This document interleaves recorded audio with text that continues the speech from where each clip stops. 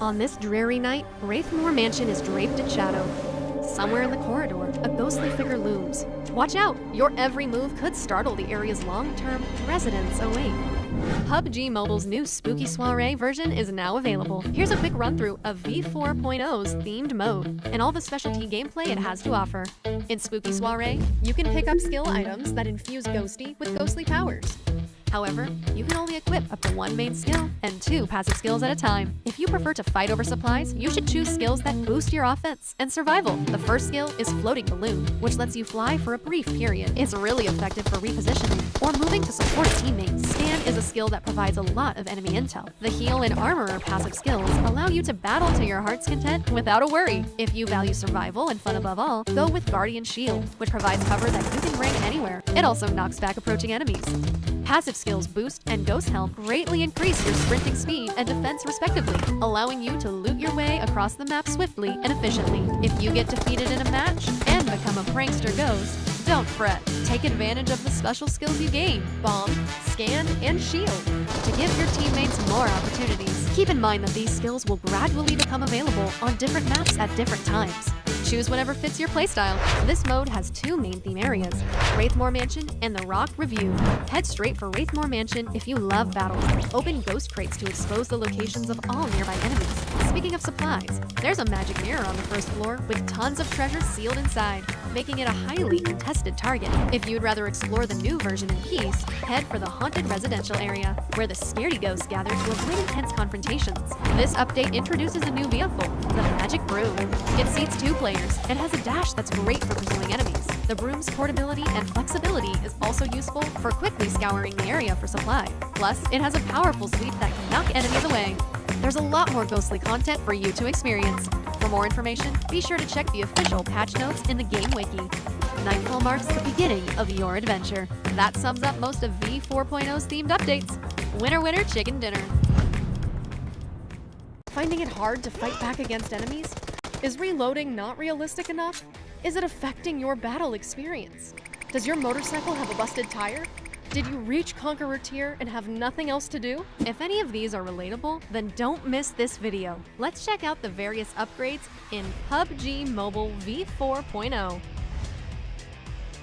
This version introduces a brand new weapon, the Mortar. It uses a special explosive ammo and deals tons of damage to enemies. It's great at applying pressure. The Mortar has 2 firing modes. Quick Strike mode lets you aim directly at enemies. Precise Target mode lets you strike areas beyond your field of view for amazing long-range coverage. Whether it's fighting back or providing long-range support, the Mortar is an excellent tactical choice. We have also revamped reloading to provide even greater realism. To put it simply, if you reload your weapon before it's empty, you'll keep a round in the chamber. So after reloading, that means you'll have an extra shot available to you. We've also improved the idle and reload animations for empty pistols to keep you more immersed than ever. We've added crosshair style switching for the 4x scope. You can easily switch between them as you like. May you never miss your shots again. Now, when you burst your motorcycle's tire, you can easily swap it out for a new one. We've also improved the stability of mounted firing on two-wheel vehicles. Ride smoothly and fire with more precision than ever. Boats also get an upgrade. They travel through the water much smoother than before. Enjoy the improved naval warfare. These vehicle updates are sure to make matches even more exciting. Apart from battle-related improvements, Erangel's Leovka has a new relaxation area. Take a break from the fighting and come here to gear up with supplies. Or relax for a bit on the swings and Ferris wheel. Get comfy on the battleground. C9S26 is here. Check out the new Ace-exclusive Path of Honor and rewards. We've improved tier objectives and added rewards for reaching the highest tier in the previous season. New legendary firearm is here. Challenge the brand new firearm combat power system. Your glorious journey begins. For more information, be sure to check the official patch notes in the game wiki. That's a brief overview of V4.0's classic mode updates. Winner, winner, chicken dinner.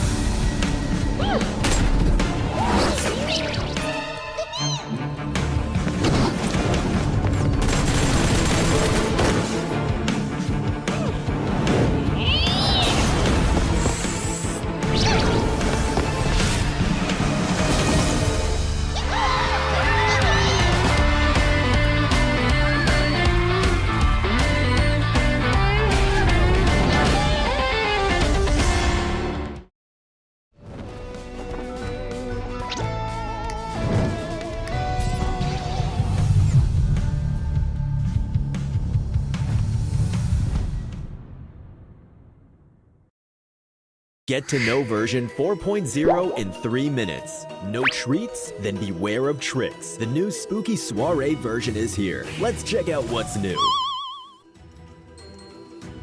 This version's themed gameplay will be available on Erangel, Livik, and Rondo. The main themed area is Wraithmore Mansion. Also, 2 performing dead concerts will take place on the map. Wraithmore Mansion contains tons of interactive content, including the Soulbind Mirror, Scaredy Ghosts, Phantom Treasure, and more for you to discover. This version's ghost gameplay consists of Ghosty, a ghost who accompanies you throughout the match, and Prankster Ghosts, which you become if you get knocked out. Ghosty has main and passive skills. Main skill, Floating Balloon. Passive skill, Boost. Passive skill, Ghost Helm. Passive skill, Armorer. Passive skill, Scan. Main skill, Guardian Shield. Passive skill, Heal. Prankster Ghosts allow players who get eliminated to turn into ghosts for a short time and use skills to disrupt the match. Spook, Bomb, and Shield. The themed vehicle this time is a magic broom. And there are tons more mysterious gameplay and collabs with famous celebs for you to look forward to. Doesn't pranking sound more fun than haunting? Have a spooktacular spooky soiree. In this version, you'll also get the chance to play a new thrilling pursuit and escape game mode, Unfail. In this mode, you'll either join the survivors or become the predator, and experience the thrilling battle between them that ensues. It really gets your heart rate up, so beware unless you're bold.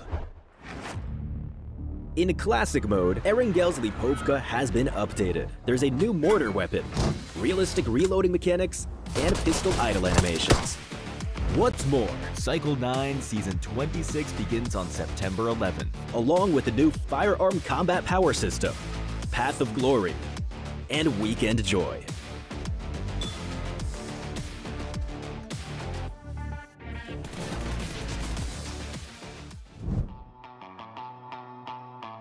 Home will introduce the new Lunar Castle style, a treasure hunt minigame, home competition, and home-style voting event.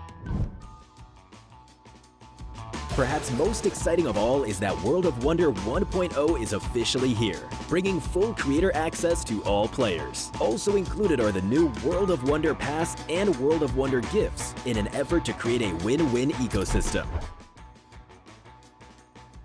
Metro Royale Chapter 28 has begun, and you can now challenge your friends to a 1v1.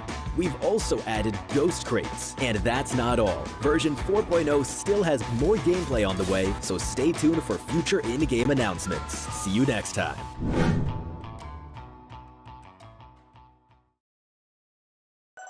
Reaching a total prize pool worth $10 million.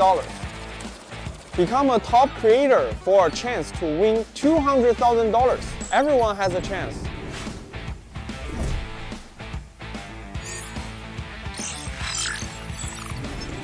Hi everyone, I'm XL. The two most frequently asked questions I've received have been when World of Wonder would release after having been in beta for so long, and when we'd grant full creator access to players so they could realize their unique ideas. Today, I've come with the answers that everyone has been waiting for. I'm happy to announce that World of Wonder 1.0 officially launches in the next version.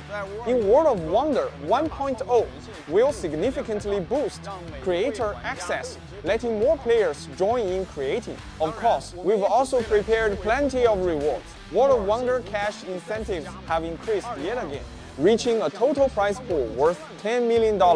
Become a top creator for a chance to win $200,000. Everyone has a chance. In 2025, we anticipate over 100,000 creators receiving incentive earnings. WoW currently boasts over 4.4 million maps. WoW maps have hosted over 33 billion matches. World of Wonder has over 1,000 dedicated influencers, bringing its maps over 1 billion views per version.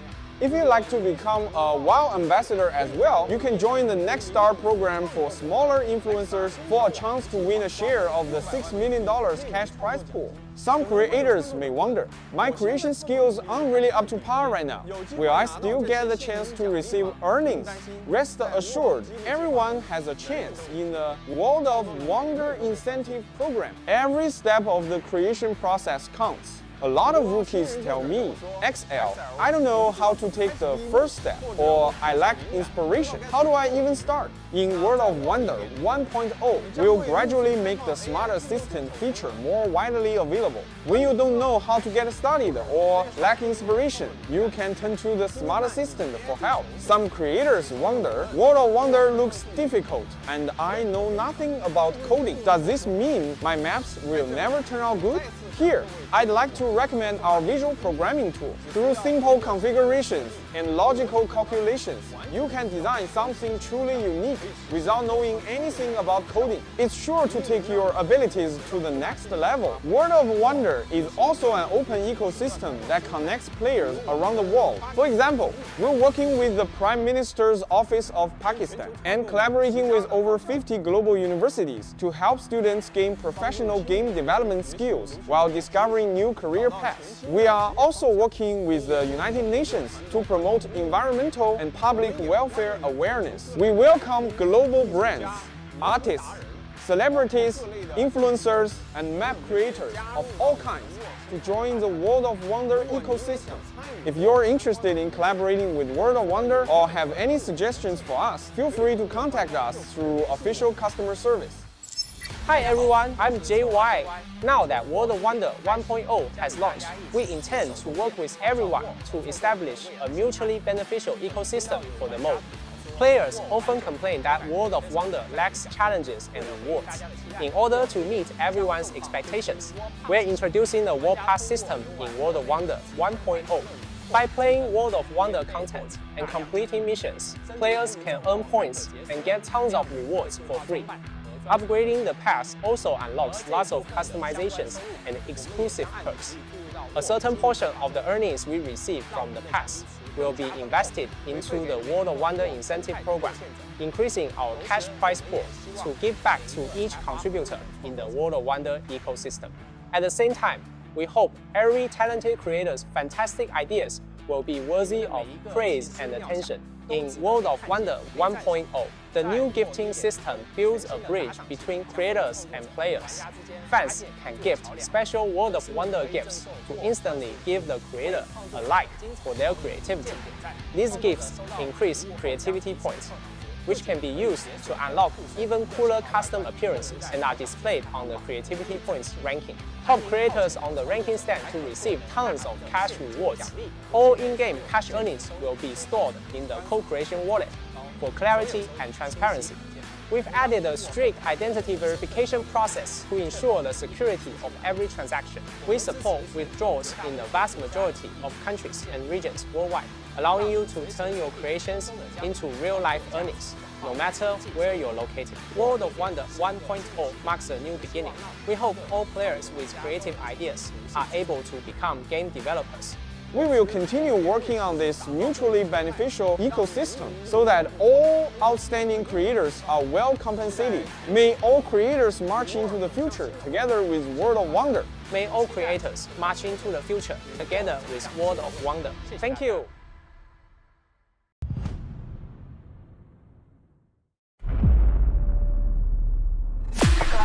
I just need a spot, light in the dark. I got a 2-chain but hard too. Don't always listen when you talk. We was wishing upon a star. I've just landed. Real enough that this battleground will remember. I'm bringing the static. She sees the world expect I follow with my soul connect. Hey,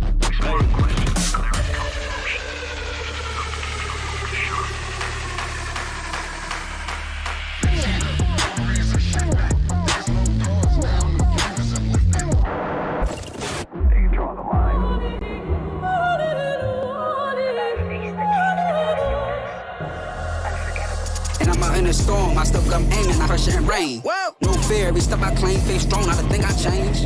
Staying in my lane.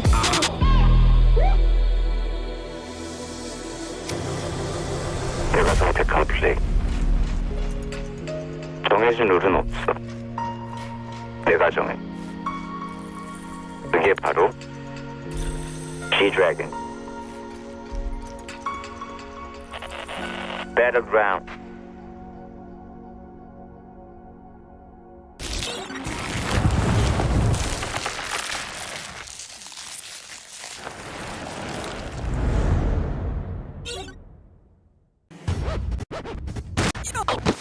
Why? That's the reason why.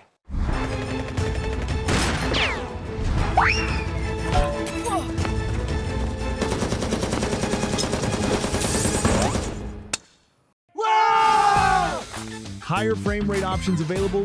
Download PUBG Mobile version 4.0 for the smoothest victories.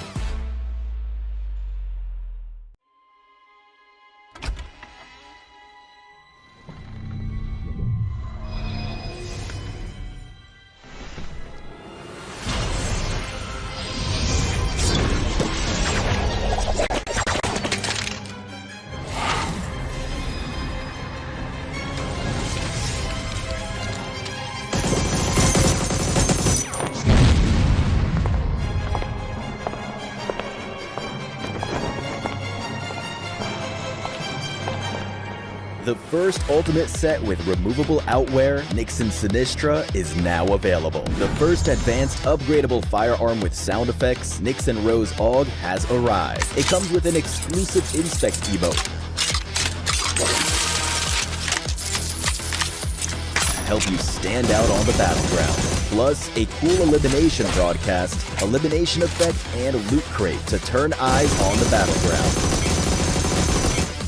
The matching Resonant Nell glider is sure to make a stunning entrance in battle.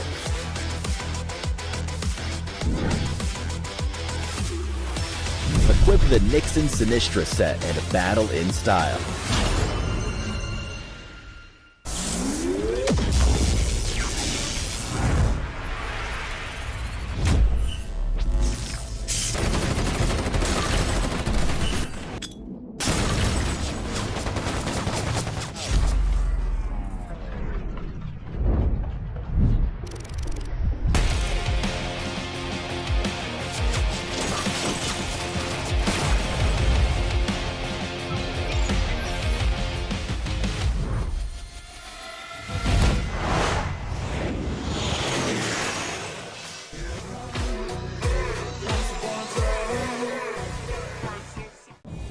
World of Wonder Pass and gifting incentives. Welcome to World of Wonder 1.0. Let your creativity run wild. The new World of Wonder Pass is here. Complete missions by playing World of Wonder content to earn points. Get creation promotion cards, World of Wonder rune cards, avatar frames, limited time firearm finishes, and more for free. Plus, upgrade to the Elite Pass, originally worth 480 UC for just 299 UC. Unlock tons of customization options, new outfits, and exclusive perks. Through gifting incentives, you can send World of Wonder exclusive gifts to creators. Creators gain creativity points by receiving gifts. Not only can you unlock cooler custom items, but you can also win huge cash rewards by reaching the top of the creativity points ranking. All cash rewards can be viewed and withdrawn from the co-creation wallet. World of Wonder Pass and gifting incentives rewards will also be partly invested into the World of Wonder incentive program to give back to every contributor in the World of Wonder ecosystem. New RP A15 is here. Level 100 Mythic Custom Color Male Outfit is here. Get rewards worth up to 80,000 UC. Come take a look. New Mythic Custom Color Male Outfit. Freely change colors to show off your own unique style. New upgraded Candied Haunter MP7 is here, along with tons of firearm finishes, as well as the Skeleton Trail UTV vehicle finish. Tons more items await. Get all of the above with just 720 UC and reaching the corresponding levels. Upgrade to Elite Pass Plus for even more surprises. Exclusive avatar frame, victory dance, collectible statue, and weekly 50% bonus rating points. And you can get all 720 UC back.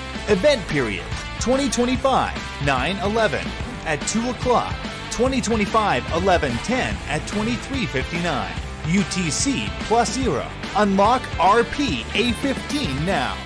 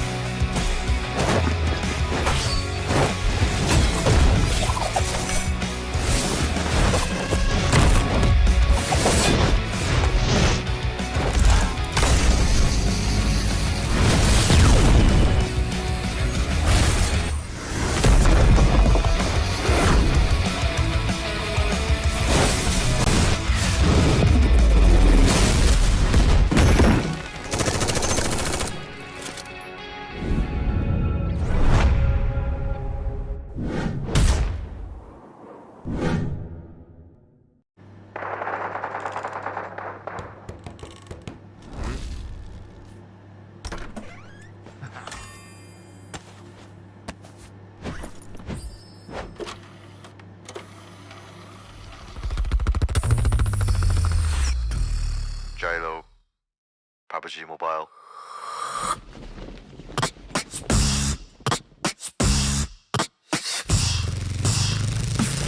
Let's get it. Ready to kill baby. estimate. Those kickers up as up, teacher ground. Pretty slow, but my blood runs high. Red dot baby like a predator outside. The level go to 6 no matter what. No, safe zones are closing, no time left behind. No, Miami Falls singing like a battle cry. Adrenaline takes the fear away. We must one, and eyes on the bonus score. We must one, let's go. Crazy chicken, they be my best mate. Crazy chicken, they be my best mate. Crazy chicken, they be my best mate. Crazy chicken, they be my best mate. Cooking like a glitter, winner, chicken dinner. Moving like a thriller, winner, chicken dinner. Crazy chicken, be my best mate. Crazy chicken, be my bestie.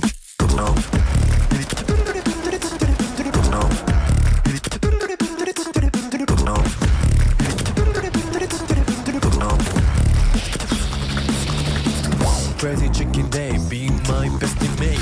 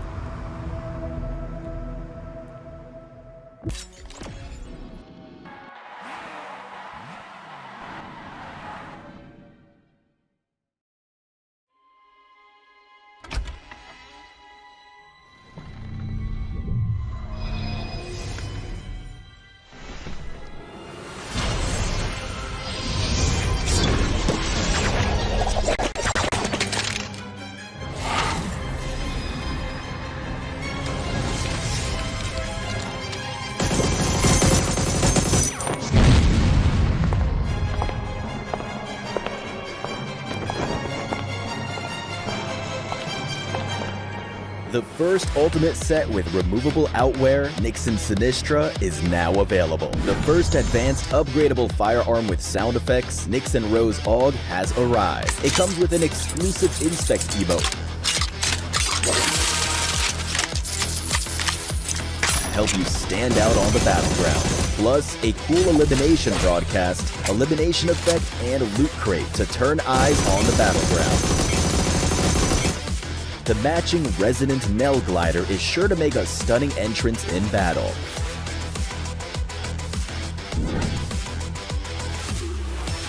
Equip the Nixon Sinistra set and battle in style.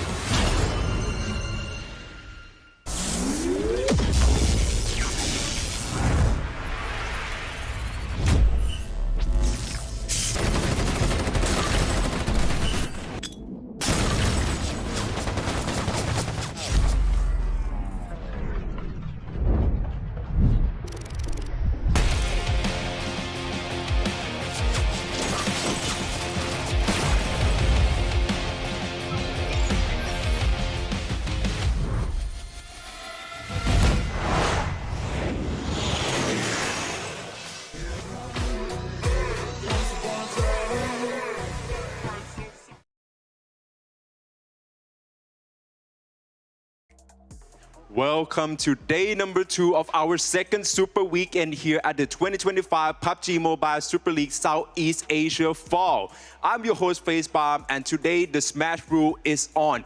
The bar point has been set at 97 points here, and obviously that's going to be where every team laid their eyes on, trying to breach through and then close it all out with a winner chicken dinner. Right now, I'm joined here by the representative from BIGETRON by Vitality's Kent, as well as John, our translator here. Welcome you two on board. All right then, so without further ado, let's jump into our first question here. Kent, BTR is now leading with 77 points, right? And now you guys setting the bar at 97, as I've already mentioned here. So what changes and preparations, that have made the biggest difference this time around?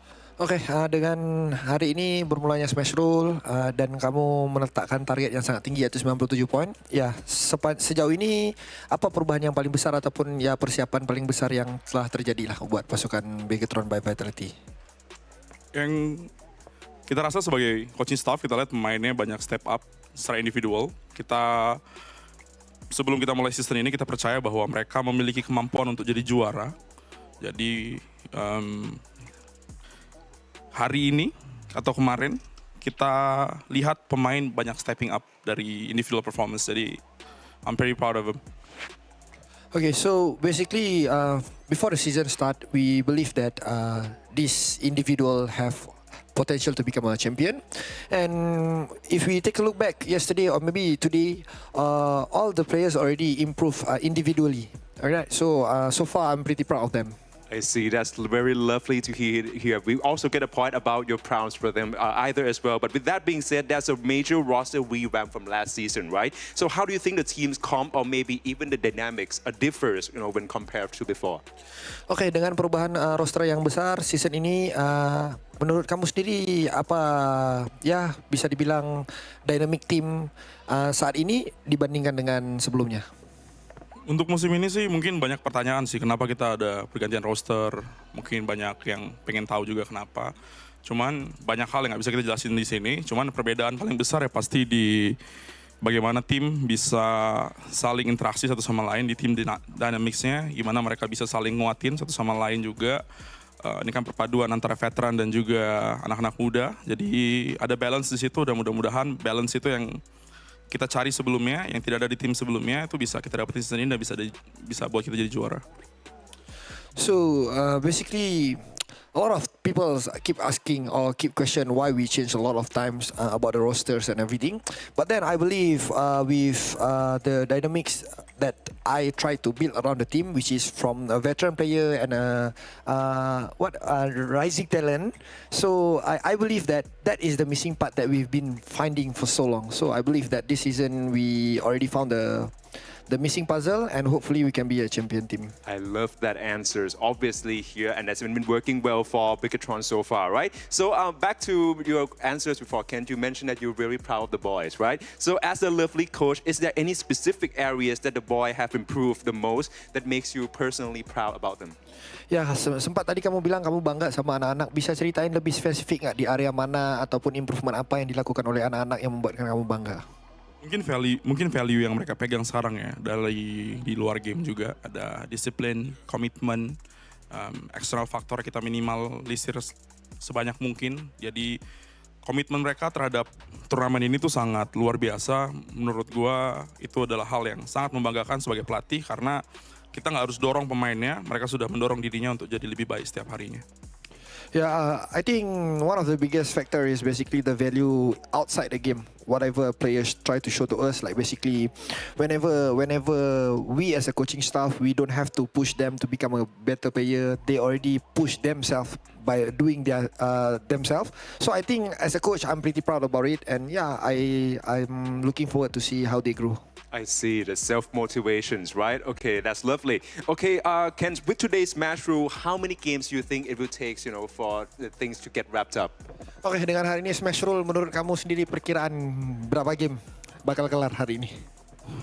Pasti banyak orang termasuk Bang Jangs juga pasti pengennya cepet kan. Cuman untuk roster kami, semakin banyak game yang kita mainkan, semakin berkembang kami sebagai tim juga. Jadi berapapun gamenya kami harap kami bisa improve setiap game-nya. Yeah, I think a lot of people here wanted the game end fast, including the translator as well. Okay.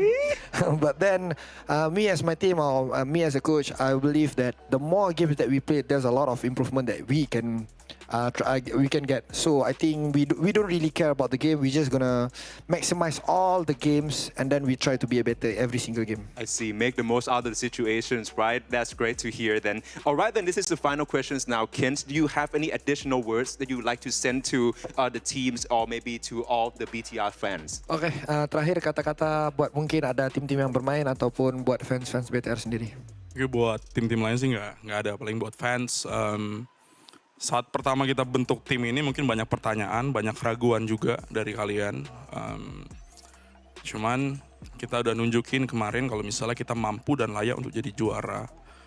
Meskipun banyak hinaan yang datang, tim ini nggak akan mudah untuk jatuh. Dan gue sebagai pelatih mewakili pemain, setiap game yang kami mainkan itu untuk kalian. Jadi kami berharap support kalian, dukungan kalian akan selalu ada di setiap game yang akan kami jalani, apapun hasilnya.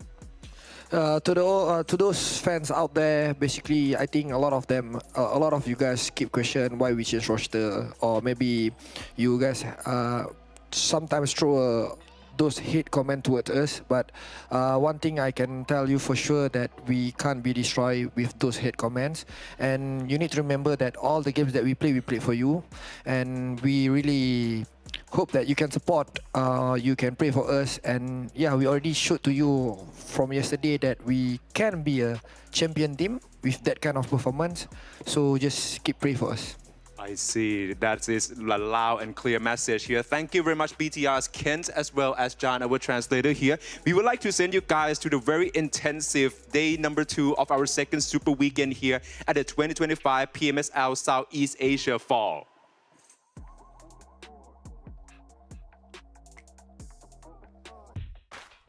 Welcome, ladies and gents, as we bring you into the Super Sunday Run where we're implementing Smash rules. And of course, it's your boy here, Contra, together alongside with Choo Choo to bring you the entire course of the story for today. Choo, we've heard it from Ken, and that was quite an insightful interview that we've just had. It's so difficult for Ken not to speak in English. He's trying to hold it back. We can see his face like, oh shoot, I did speak a bit of English by the end of the day anyhow. But when it comes to Coach Ken, I love his interview so much. It's so... There's such a deep meaning coming out, even the last word to his message of all the supporters out there. No matter what, we try doing our best for all the teams out there. I think he's speaking for not just for BTR, but for all the teams out there. They're playing not just for themselves, but for you guys that are supporting from your, whatever you guys watching from as well.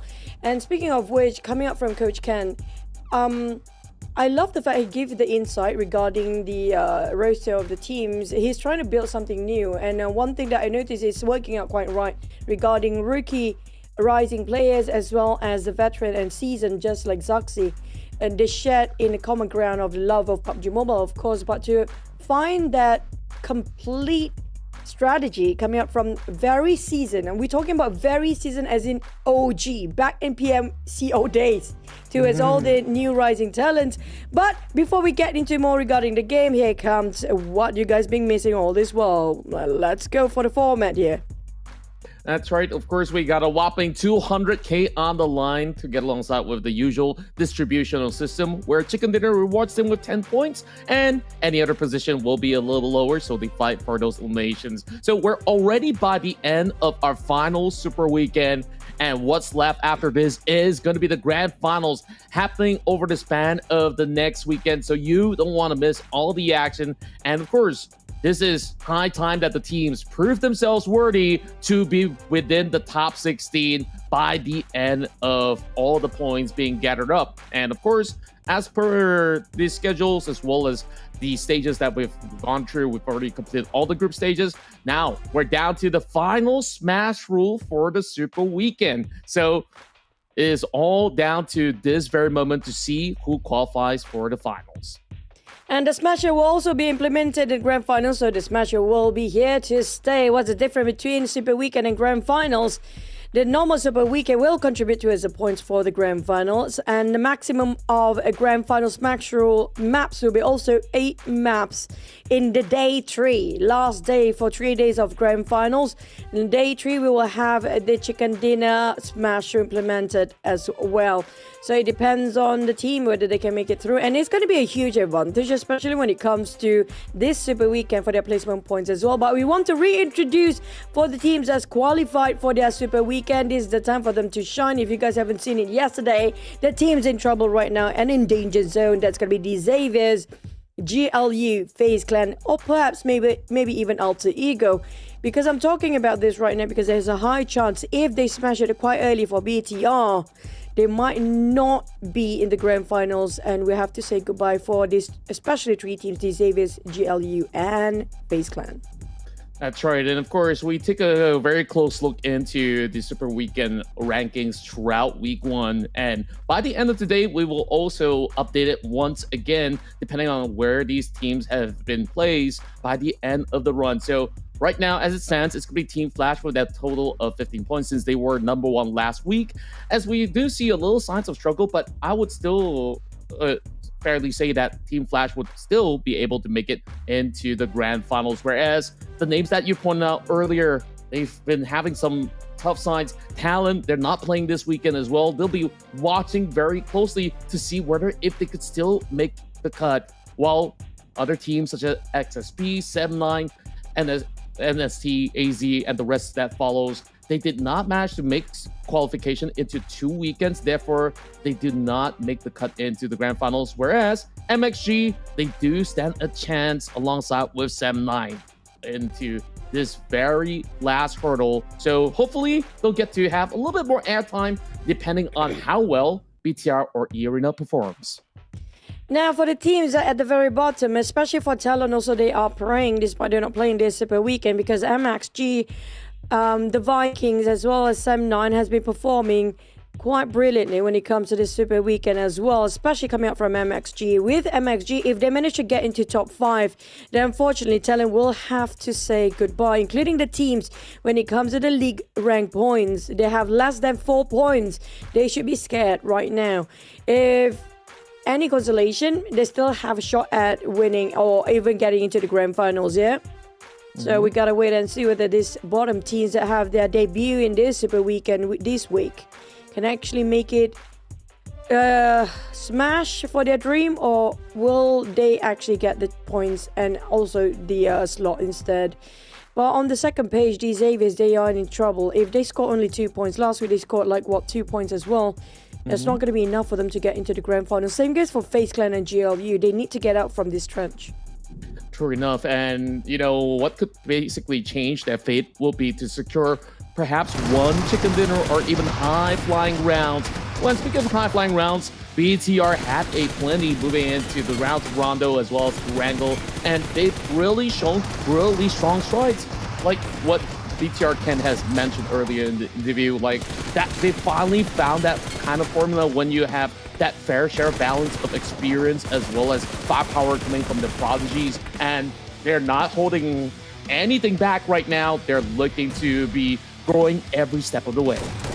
But one thing that interests me during the interview by Coach Ken, he didn't mention there are things that he couldn't actually say on stage or during live. There's too much to break it down. So I assume it's not really simple to actually break down what really happened behind the scene. I guess they have some internal conflict as well between themselves they have to resolve.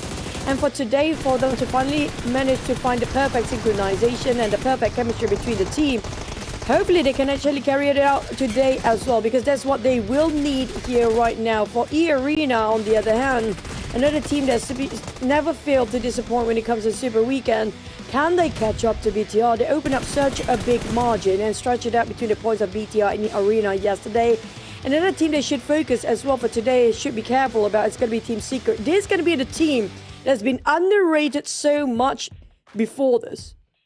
Yeah, I certainly agree. And to take a look at how much improvements they've been able to get throughout the span of the week. And right now, we're looking at the kind of margins that these teams will have to acquire in order to reach that smash point of 97. So right now, we're looking at a 33 point for eArena. Meanwhile, BTR being the winningest team, they just need to secure maybe a very big chicken dinner. They will be able to close the gap of 20. And you can definitely see that from the point of TODAK, it is still very much possible. Homebois definitely need a little bit more work because that's going to be a 60-pointer margin.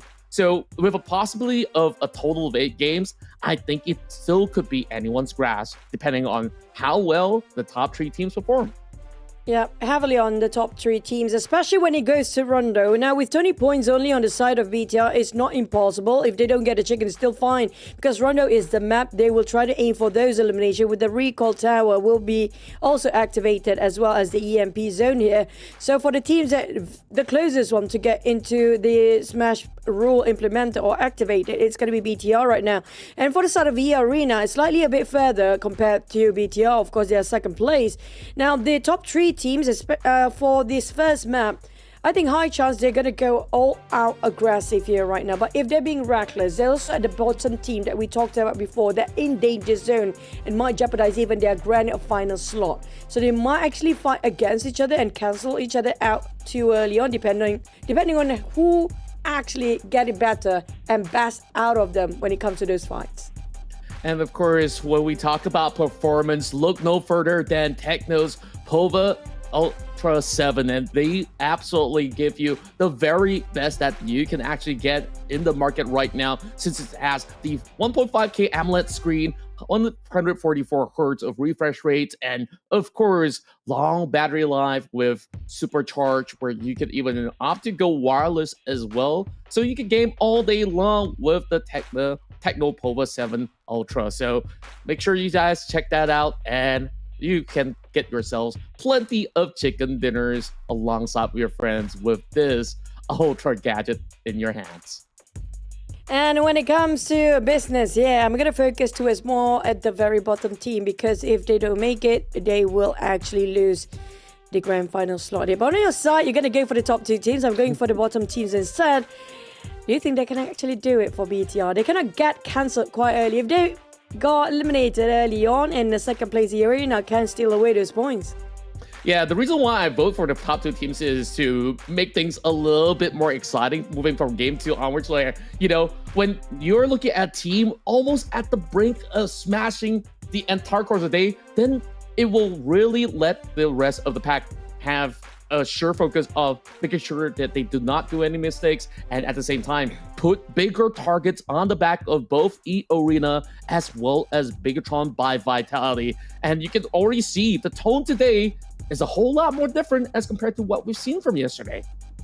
But before we get into the start of the day, for you guys who want to know why is it not shown if you go to 8 maps for the entire day here? Because that map will be selected by the top teams. Now, to break it down, for the teams after map number 6 finished off, whoever's actually at number 1 spot will pick what map will be played in match 7. And after match 7, whoever at number 1 spot will get to pick which map we get to play at map 8. Interesting when it comes to the overall rankings, how it will impact even what kind of map they'll be playing. If we ended up with Rondo, that will be interesting. Very, very interesting, because that allows them to take even more points. But I believe that if you're going to be that number 1 team, you're looking at either Erangel or even Miramar, because you're looking at other teams to not catch up to your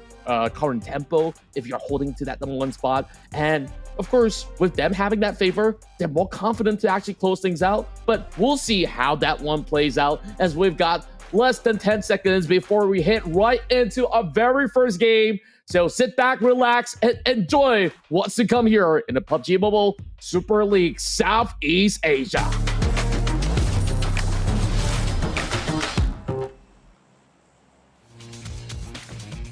That's it. This is going to be the last Rondo we're looking at. Or maybe not. It depends on what kind of map we're going to play by end of today. Anyhow, if it goes to map number 8 or 7.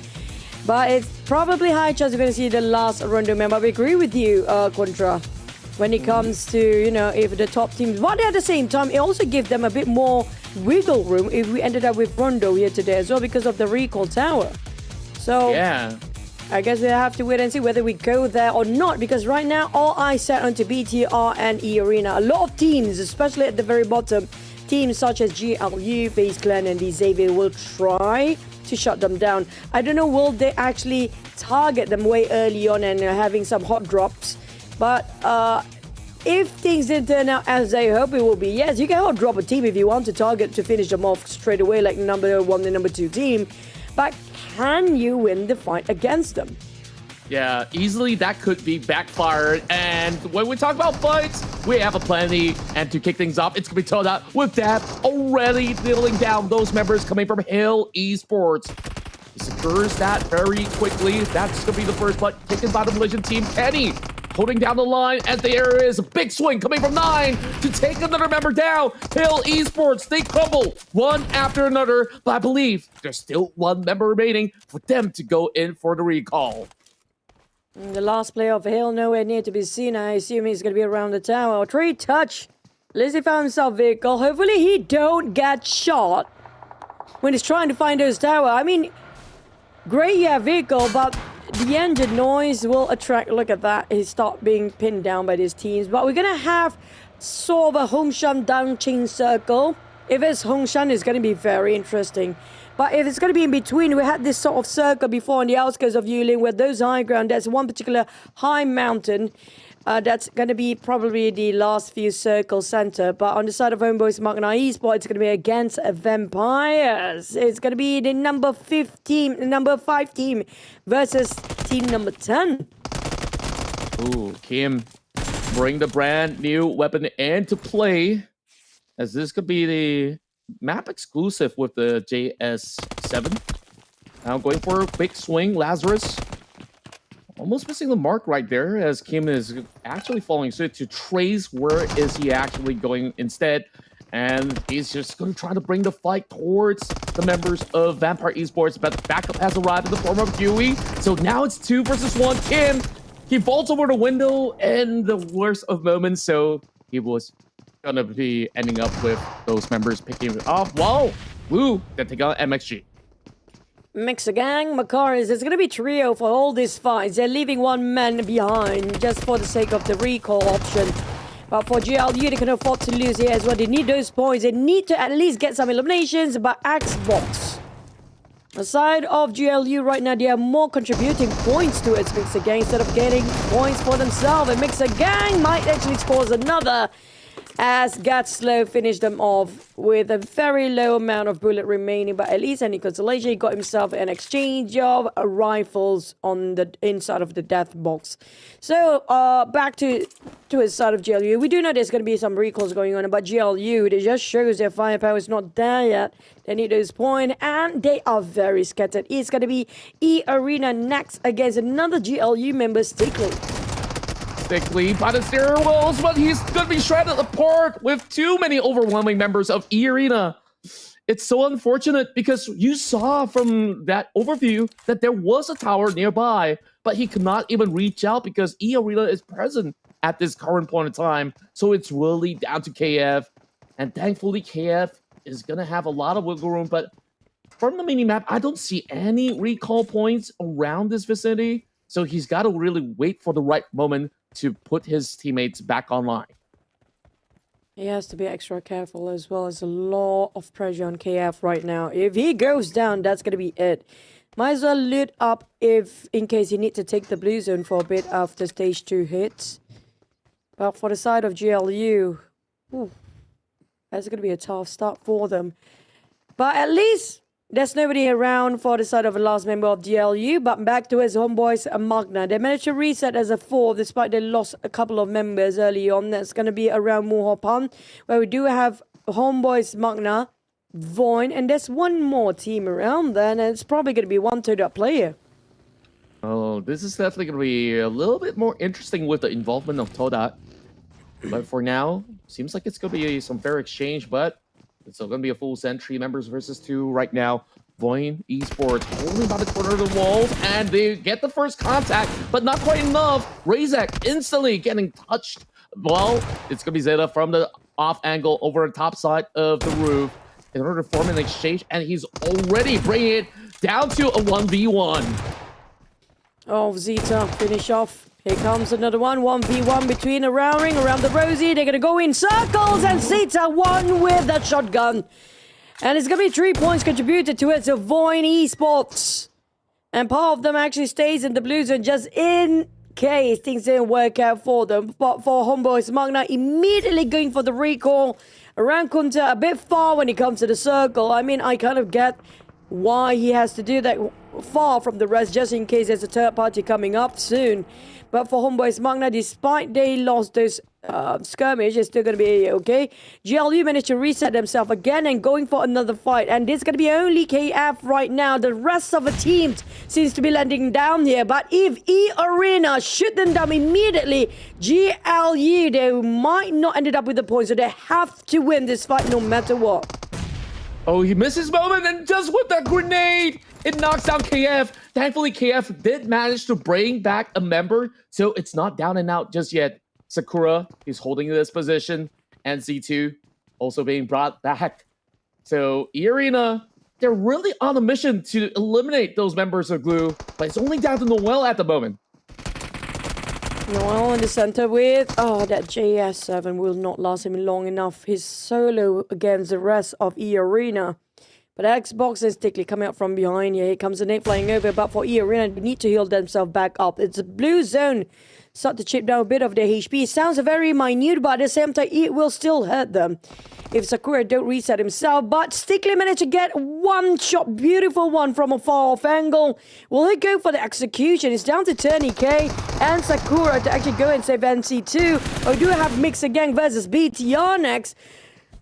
The fight between these two teams still unfolding as TODAK will cook the net, cancel it out, go for a CQC, perhaps UMP versus S12K. We've seen this happen before. It's down to the pilot of the weaponry to do the work. But Xbox spotted out Sakura, what a reflex and what a big swing. Now, just across the wall, Xbox, he needs to heal up, but take a look at that. That's a tag over on TODAK. He's not able to heal himself in the tick of the moment.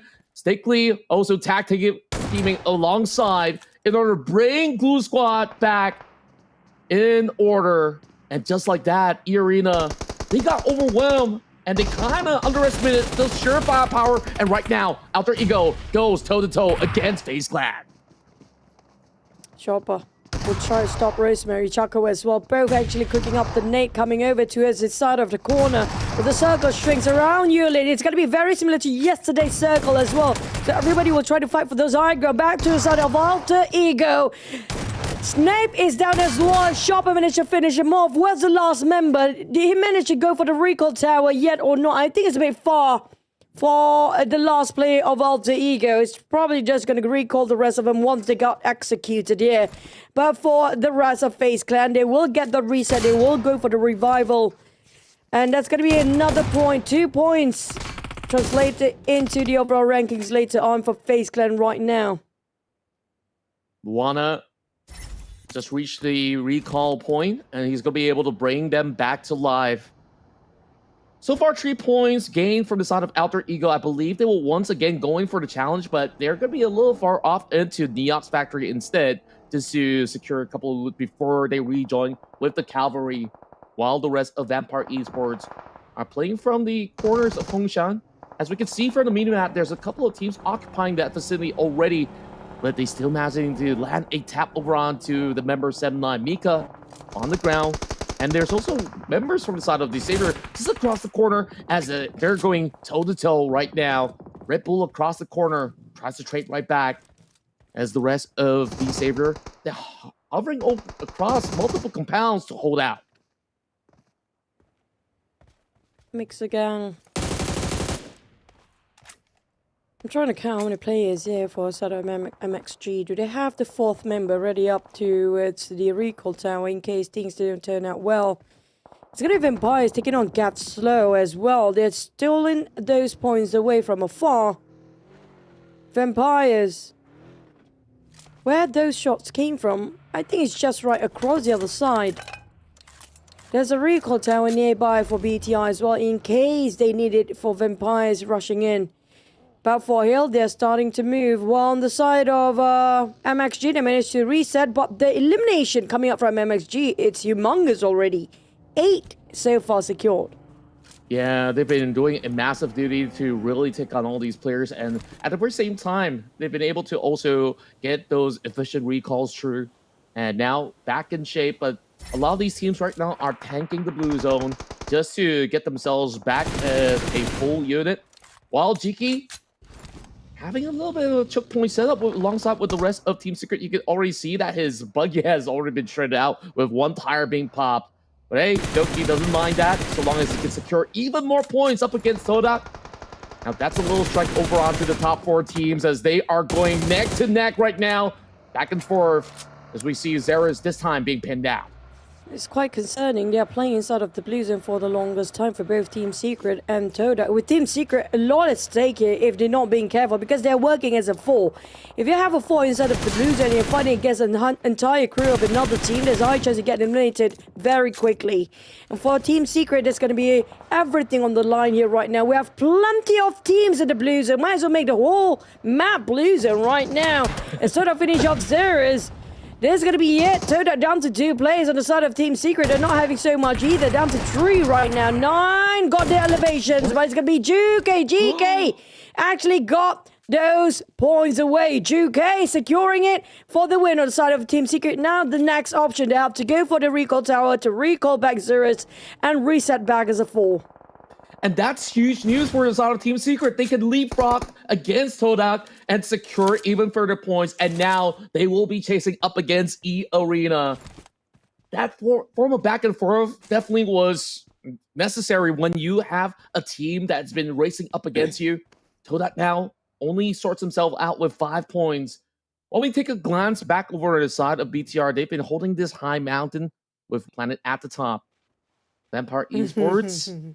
I don't think they get to move too far off because of the presence of BTR. They barely got enough gears here. Quite concerning. Vaxi with level 1 almost shredded almost entirely his vest as well. I do hope they have enough to sustain themselves if they opt out for those high grounds here. I hope so too. BTR, they're playing a very dangerous game. They barely got enough ammunition too. Yeah, and if that zone actually is not covered in the upcoming phase, then it could be very troublesome for them to even climb downwards. Meanwhile, FaZe Clan having a couple of bombardments sent their way. This team so far fighting for their lives in this tournament. 3 points gained alongside with Blue.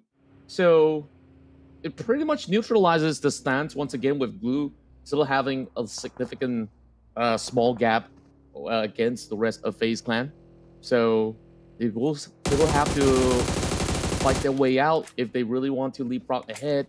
Hill's doing okay, but they have not found any points so far. Sandline with 31 points. They know that they are not comfortable enough because there's so many other teams that could just overtake them on each respective round. So when we're taking a look at 6 all the way to 12, you probably will imagine it to shift depending on who really gains the big form. But meanwhile, BTR's here. This is not great. Vampires, they try to recall the rest of them and spotted out by Razy on top. Gooey, last member here. Vampires in trouble. That recall got cancelled straight away. And I don't know what Razy plans to do. I don't think he wants to go for fights. He probably just relay information and fitting off for the team for the infos. He didn't have any secondary weapon. He got barely enough ammunition as well with his JS7. I don't think he got any plans other than just giving and fitting off where the position of all the other teams is passing by here. Well, so the side of Vampires, they couldn't actually go for the recall. This is huge and big impact on the side of the lineup. While we do have eArena, seems to be having some trouble against MXG as well. Joker might get beaten now and secure those elimination, but there's going to be counter-fired from the cover fire and C2, and Sakura just arrived. Only down to Macaris right now, and it's so difficult for him to even consider a save because eArena, they're out there on the field. They don't really have those vision, but a good toss of grenade clips over onto Sakura. Not quite enough to actually bring him down to less than 50%, but that allows eArena to at least go for that reset. MXG, they're already 9 points up. I believe they will be able to close that distance with TODAK already being eliminated. So eArena, they're on this hustle, and you could see the dire need for them to close out this fight, for them to really close that gap between them as well as BTR. As much as it's not 97 points just yet for either side of the party, it's definitely plenty more that they could gain out of this map since it's only stage 4. But once this stage 4 closes, I think this is going to be a frantic situation for all the teams who are still involved. Blue zone hitting Makaris. He needs to save himself here and find a recall tower. The recall tower in stage 4 is so difficult to do the recall. He can actually go. It's not that too far behind him. There's one recall tower, but the blue zone will eat them out alive despite they manage to get recall anyway.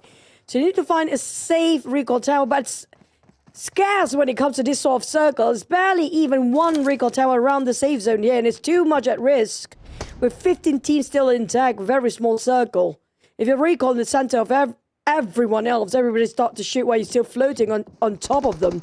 But for Alter Ego, seems like Rosemary been released, and the Beast is alive and taking those people down with 5 eliminations by himself. But eArena and C2 down to last player. Hey, this is a problem. This is a big problem.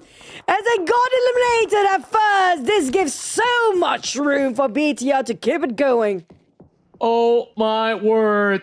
And that was FaZe Clan with a Hail Mary send. 6 points gathered up. They should be able to chase up the glue with this form of result, and they took out a Titan by doing so. Fantastic results, but we go back to BTR.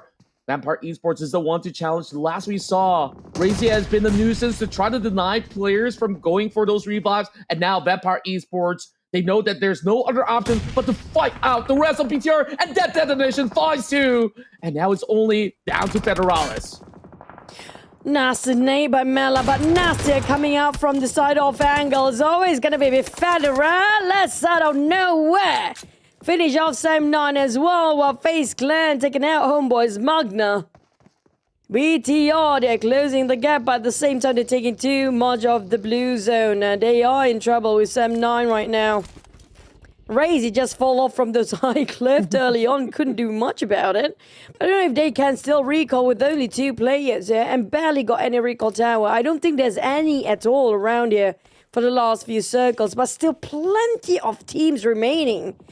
Everybody will try to stop BTR, but all they need right now is just for the survival game and last a bit longer. They might actually get that match point very soon then. Sure enough, they need perhaps 2 more elation points. And if they do happen to get Chicken Dinner, that's already 20 points. Went back to the side of Alter Ego as they are taking up big fights one after another. Already 11 points for the side of Alter Ego. And like you said, Rosemary, the absolute carry right now. 6 points under his belt. And I believe there's plenty more to go. Team Flash with a desperate attempt to try to full send into an empty area. And finally, they managed to duck onto that phase, but Snake is hunting out for the rest of the members of Hill Esports right across the wing. And it's only down to 1 member left. Great instance of a pickoff coming from Snake. Spotted out Hill, made a U-turn for Tiger Axe. And that's going to be the last member of Hill right now. They can afford to lose. But for Rosemary, proactively trying to find the next target. We have Sam9 also taken out GLU. This is bad news. This is the map they want to aim for this elimination the most. They tried multiple times. We saw it across the map just now since the start. But it didn't work out quite right for them. And Hill, Tiger X last play also got eliminated by the Xaviers, who need more points than they do compared to Hill. On the side of Vikings, if Vikings and Mixer Gang will actually push themselves in the top 5 by the end of today, by the end of whoever even smashed the point, oh boy, it's going to be a lot of teams relegated from the grand finals. But we're back into BTR. Federalis, 8 points. They still need 12 more points. We haven't even counted in for their ranking points, but they need at least 15 points of eliminations to 100% be in a match point to get a smash for the next one. Yeah, and every moment counts right now, even for the teams that are not anywhere within the reach of the smash points at the moment. 7-9, they've got 6 points. They should be good to overtake the rest of Homebois as they are no longer present, especially now we're already in the top 8 where there's already placement points gathered by the teams involved. But FaZe Clan, they're the biggest winners out of the pack because that 8 points now puts them into the safety net a little bit closer to the rest of Hail Esports and also VOIN Esports at the very same time. Alter Ego on the hillside with 2-2 split going on. They're locking their eyes onto those members of D-Savior. D-Savior, somehow they are playing super safe. And I guess this party kind of works out in the favor of DX so long as they make it to the top 4. The car is forced to move out of the blue zone. It will be D-Saviors taking the center, of course, based on this rotation right now. But for Alter Ego, there's no stopping these guys.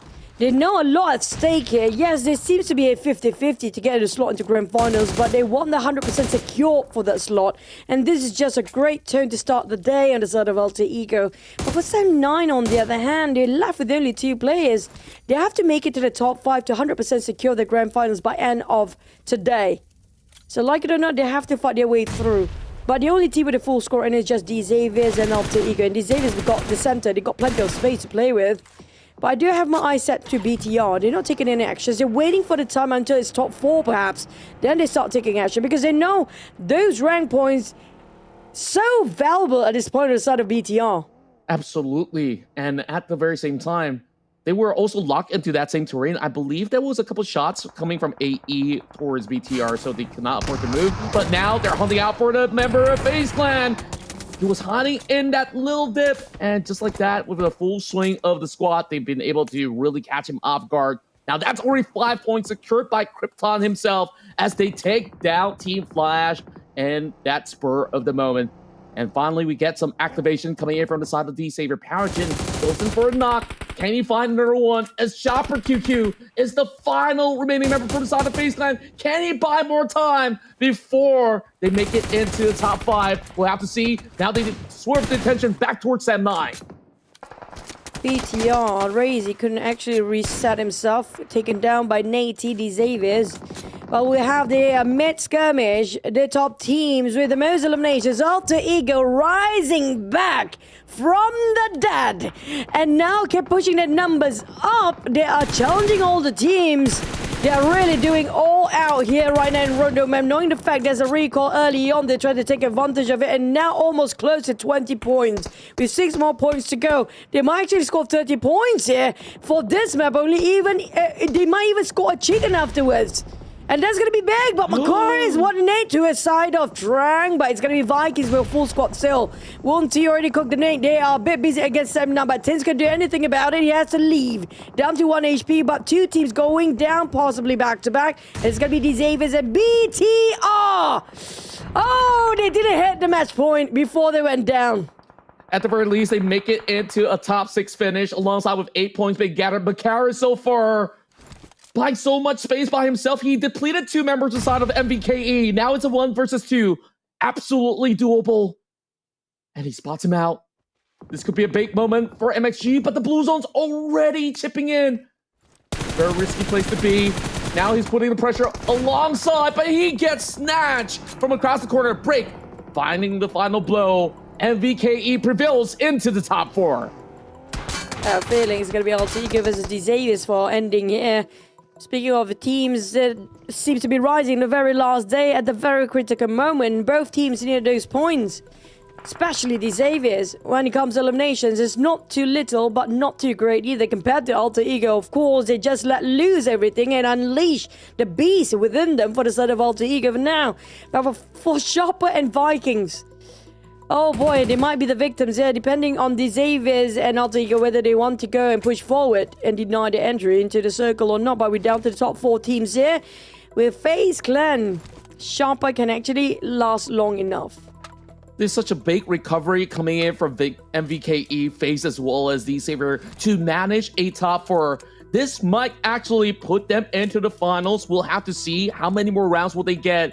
But a chicken dinner will definitely change their fate right now. And then who secures it? And Alter Ego landing the strike onto the side of MVKE. barely any wiggle room left for the side of the Vikings as they're using those vehicles as cover for the moment. And they're drawing every other player's attention towards that direction for the moment.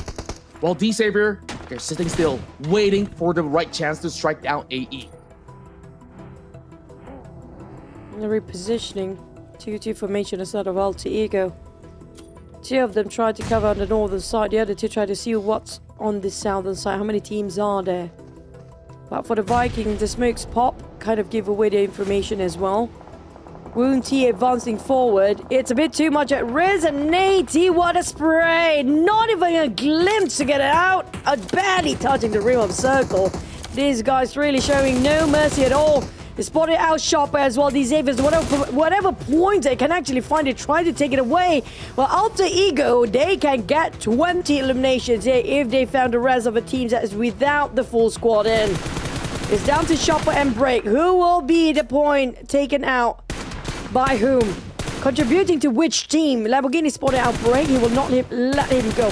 Every single point is a dime right now for Lamborghini and the rest of these Avians. Whilst on the side of Alter Ego, they're waiting things out. They heard this gunshot just next to them as well. Yep, and that being said, D-Savior, if they do close this out, they should be in the clear. They've managed only 2 points from the past weekend, and if they get perhaps another 3 points, that's sufficient for a spot in the grand finals. Break, barely no space. You can see how difficult this terrain is for all these players to really play out. D-Savior, they can't afford to also move too far up because they know Alter Ego is also waiting over onto the outskirts. They caught a glimpse over on the Rosemary and a couple of attacks now being sent out from the side of Lambo. Not quite enough to take them down just yet. And Alter Ego. Lamborghini couldn't actually overuse his rifles now. His magazine's running short when it comes to their resources. Has to be a bit more reserving regarding what they have here. Those long shots have to be hit. If not, he got no more rifles to work with. There you go, running down to the last reserve magazine after this. They saw Break for quite some time now, but couldn't advance through because of where Alter Ego's at. But Rosemary will take Break away. That's going to be effort wasted on the side of Lamborghini coming out from the Xaviers. This will wipe the smile off their face. While Shopper spotted by Paragin for any consolation. At least they got Shopper. It's 1-1 each. Now it's going to be a 4v4 between these two teams. Last we've seen Lamborghini the Xaviers running out of the bullet. And on the side of Alter Ego, they are slowly advancing while calling down the boulders to push forward. But we do know in 30 more seconds to go, there's no more circles to be seen. And it's going to be like, you know, they have to battle it out and duke it out in the center. It's a fair fight between the two. Plenty of smokes now deployed from the side of the Saber. Exchanging bullets after bullets. Snake now locking his eyes over on that third far corner. Alter Ego does have a little bit more of that wiggle room after calling into those boulders, but is it going to be enough for them to really push through? These Savior, they've been saving a lot of all these troubles, and now it's time to put it to good use. First one being sent out from the side of Snake, and it's going to be all these deflates all sent out pretty wide as well as short. Nothing connecting so far, and the longer it takes, these resources might not mean anything at all once the smoke subsides. And Paragin is pushing through the smoke. It's a bit risk to take it, but go big or go home, they said. They really want this chicken for the side of these Avians. They're willingly to go and advance forward. Might actually have to shield their body just for the sake of advancing to a side of Alter Ego, but the Blues they start to close in, and for the side of Alter Ego, Snap is down. Paraji, what a name, but there's going to be some trade-off with MAQNA getting those knocked down the side of Paragin as well. It's too close for Paragin, while the rest of these Avians a bit far for the cover fire, but they need to advance either way because the Blues start to shrink out and also will chug down their life. But the nades a bit short and a bit hard to toss. It's down to those long fights, long range shots coming out. Lamborghini toss another one in the center for what? Maybe they want to build a crate in the center so they can actually take a high and take a hide in there. But Snape is down. Rosemary next. As Crypto down, it's going to be the Saviors. They needed this chicken. They got it. But will they celebrate? Because right now they're still at the bottom. How much Will this improve their overall ranking for the Xaviers? But on the side of Alter Ego, hey, they had plenty of elimination that can somehow compensate their loss of that chicken. The former Southeast Asian champions duke it all out to the tail end. And it's the Vietnamese superstar roster who have finally get their hands on a win at long last. I think that it's been a long time coming ever since we've seen DX performing like this. And this might just be sufficient for them to be saved just by this round itself. I wish they can play all the other maps like this for both teams, the Xaviers and Alter Ego. It's been a while they're actually at their best form, and this is actually the best performance we had the entire week coming out from Alter Ego and the Xaviers. It's been a while they're actually proactively trying to hunt people down. I don't know where their confidence went for the entire week too, but I'm glad that it's finally here. Levi, Persian, Lamborghini, Nate T. When it comes to damage, everybody actually dish out almost a similar amount of damage to 700 over, except for Nate T, of course. Got gunned down early on as well. But when it comes to the MVP, you have to give it to Levi. He contributed as much as the others when in terms of damage, but he did secure more eliminations on his side. Yeah, Levi's as well as Nate T in that very final moment was absolutely key. You saw the flank coming in from Nate T to be able to pincer some of all these angles and leave not much space open for Alter Ego to even try to trade back. Paragin was also pretty pivotal because he was willing to put his body on line to kind of full send towards the direction, and he went for that 1-for-1. And eventually, it caused that scramble where Alter Ego have to decide, do we go in for the save? Do we actually apply a little bit more pressure? And you know what? For DX, the pressure only formed diamonds, and they secure this win once again after a long time coming. So, of course, we want to take a look at how they do it as we bring in the highlights.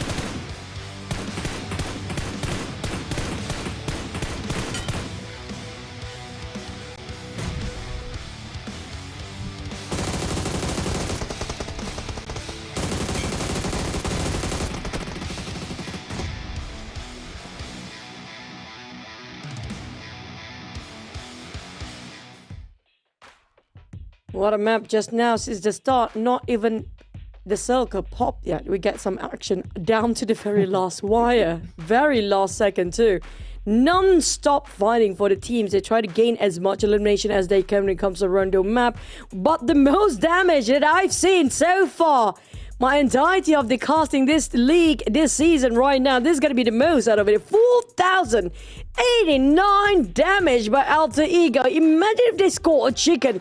I want to see how each individual of Alter Ego actually dished out their damage just now. Yeah, that was actually super impressive. You saw Mixer Gang got almost about double digits of eliminations as well, and they're only dishing out 2,125. So if you actually add those numbers together, it's absolutely ridiculous of the work rate that these boys of Alter Ego has put out. But of course, we definitely want to highlight that Levi's was the key player for them to secure this victory. As much as some may actually say DX, they're not playing all too flashy in the early game as compared to the rest of the field, but they booked the prime location where teams have to travel to, and they just hunker down, hold it so well until the very final hour to take on Alter Ego. Levi's was locked in. and he was not only dishing out those damage, he has been able to open that space up for Dingo Savior to win. 29% headshot. That's quite a high benchmark there as well, coming out from Levi. You have to be careful against this player.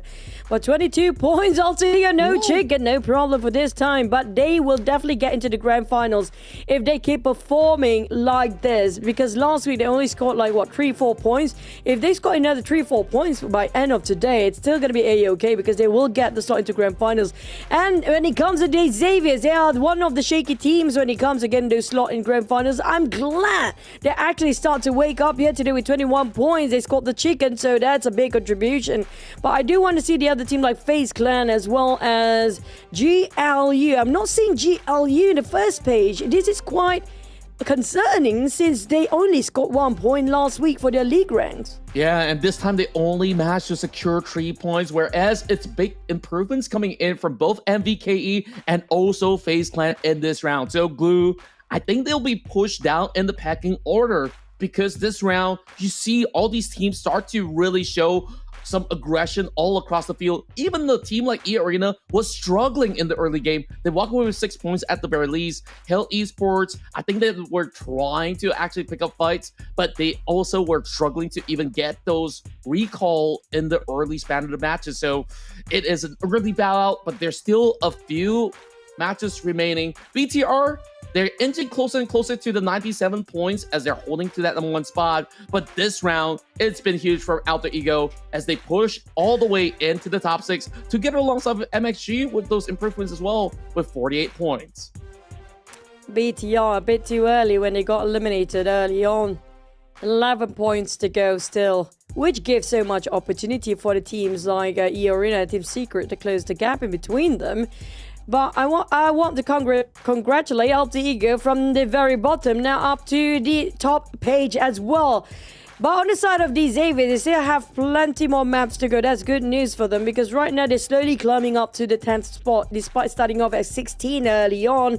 At least, hey, welcome to the 30s from the teens before. So it's big progress within a day and within a match that's coming up from the Xaviers. But the others, Vampires, Team Flash, FaZe Clan, VOIN, FaZe Clan, and GLU. It's going to be the one in trouble here right now. I wouldn't worry too much about Halo VOIN right now because last week they're doing pretty good themselves. But for GLU and FaZe, they have to fight for their life here. Yeah, they definitely need to put their best foot forward from here on out. Now we're going to see a shift of tempo as they can't afford any form of mistakes in the matches of the Wrangle, where we're going 3 matches back-to-back, and then we go into 2 rounds of Miramar. And on match 13 as well as 14, like you said, the #1 team will get to pick if we did not end by the set matches. So, of course, I hope that things will go smooth sailing for them, as if you guys have been experiencing lag back in the past, well, all you have to do right now is update into the version 4.0 for you guys to experience super smooth frame rates. And of course, that being said, you won't have to complain about all too much lag. It's all down to your own personal performance from here on out, as BV 4.0 is here to put an end to all of your concerns. Now, if you guys already updated, you guys should know you will join in the Spooky Soiree update as well, because when you update the PUBG Mobile version 4.0, it comes along with this. So make sure you guys get ready for a new gameplay and epic IP collaboration. If you haven't tried it yet, try it now, because big surprises are dropping this September and October. So don't miss out. Stay tuned for more spooky fun. So spooky. Yikes. Woo! And of course, if you guys are not into all too much horror, then there is definitely this exciting drop that's happening right now. It's been released a couple of days ago. If you guys have not checked it out, so my games, my rules, my survival. G-Dragon here is going to provide you with a lot of cool stuff, from skins into events happening in games. So make sure you guys lock in to snack yourself some of all these exclusive collabs from GD. Now for the next one, it's going to be all the bling bling and ka-ching ka-ching. Of course, it's going to be the collaboration with none other than the Lotus. The Lotus experience has arrived in PUBG Mobile for you guys to make your journey unexpected. So don't forget to take command of the road in style and join in the game Moto Cruise event and claim the iconic Lotus car hashtag Amira and Amiya, where there's precision, performance and exclusivity awaits. It's only a limited amount of time until the 4th of November, so make sure you guys get your hands on it before it's gone. Now back to business we go. We talked about BTR have a high chance to actually score plenty of eliminations when it comes to Rondo, but they did not score it well. Now, we see the idea. I kind of get their creativity in the game, get into the highest point by Razy without anything on him, except for that JS7, and then not even enough bullet. So that's a shame, actually. If he actually got a 8x scope with even an M4, whatever rifles there is, he didn't get any secondary weapon. He doesn't need a pump gun or DBS if you want to play that game. But he doesn't have the equipment. Yeah, but he did manage to at least pull through a significant run. The rest of BTR did manage to walk away with those 8 points. So at least they've been able to close the margin so that maybe in another span of round or in this round itself, they should be able to hit as close as possible towards the smash points. Whereas eArena, they also tried to play super aggressively, but they were halted back. I believe they were taken on by FaZe Clan, and that was a shocker because FaZe Clan, you know, they've been struggling, but they have definitely fixed a lot of all these mistakes from the past, and now FaZe Clan is also looking relatively good to really bring themselves out of the gutter. These Xaviers and Homebois MAQNA Esports. For me, I think we both are going for these Xaviers. I'm scared that we might actually jinx them with the double curse from the castle stairs. But I agree with FaZe Clan. I totally agree with you. They need to make something out of this next eRangle map because there's no more recall tower. There's no more elimination points that you can get until almost 20. But I have to give it on side of Alter Ego. Will they go on with their rampage mode right now? They are... I feel like they're running amok in the map. They have no care in the world regarding whatever, or as long as they get themselves the most eliminations out there. I want to see each damage by per player in the last match. I think one of it, at least one or two player of Alter Ego will be in it. 1,520 by Rosemary, 1,114 by Snape, 975 by Krypton. The only not on top of this chart right now is the last player of Alter Ego. I think that's Alva possibly is playing.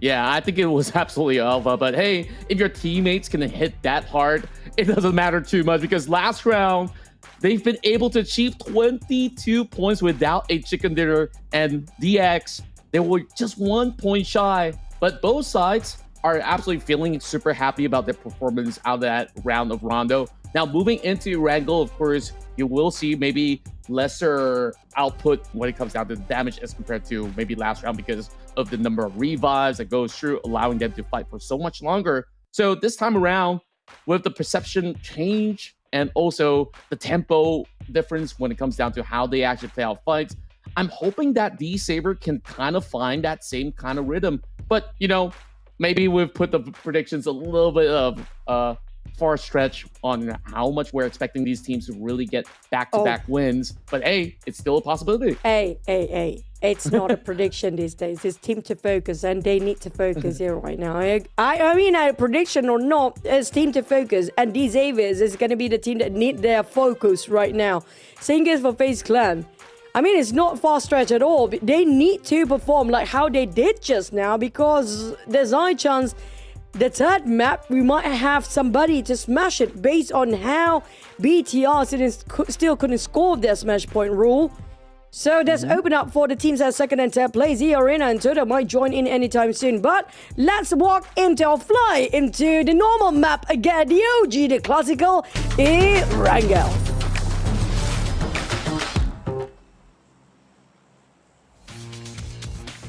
Well, I believe some of these teams have been waiting for this map to appear because Rondo, it was an absolute slugfest when it comes down to those duels. So now they get to enjoy maybe a little bit more of that space in those early stages and then plot something huge for the end game. So We'll have to see how this one goes as we start off from Novo Rupnoy to take all the way into the north point of Severny.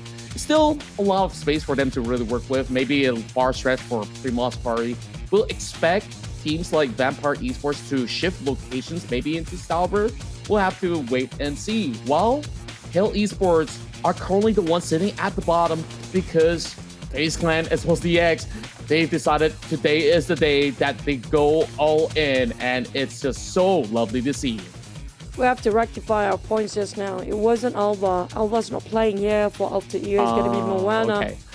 But for Circle, we waited for the Circle to... I hope to get an SMB Circle because we haven't got any SMB Circle in the PMSL week number 2 before. If that's going to be the case, it's going to be a bloody massacre just to get into the bridge area. But we have to wait and just pray the Circle be nice for us, not for the players. But it's still plenty for room for the teams that actually drop themselves for Chinky. At least this Circle is still generous enough for the players, not for us. But if it goes down all the way, I wouldn't mind at all. I wouldn't mind either ways. I mean, looking at how things actually kicked off this time around for Sem9, they spot out that there is a lurker in the form of Homebois, so perhaps Mika as well as Abazal is going to look to pinch him.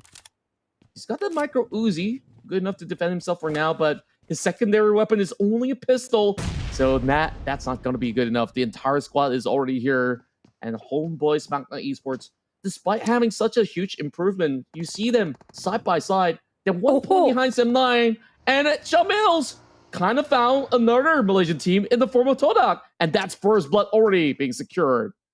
They have to know there's no recall tower this one. I hope they will try to give aid and support to Real. He needs it.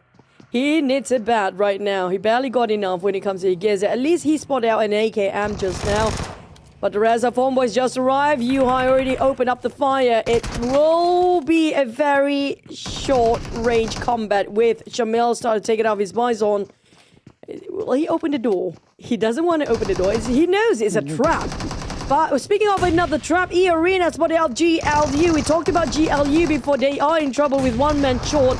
On the side of Homeboys, here comes the rush on the side of Sem9. They breach in for Homeboys, but Adik Boy on the ground, bleeding out.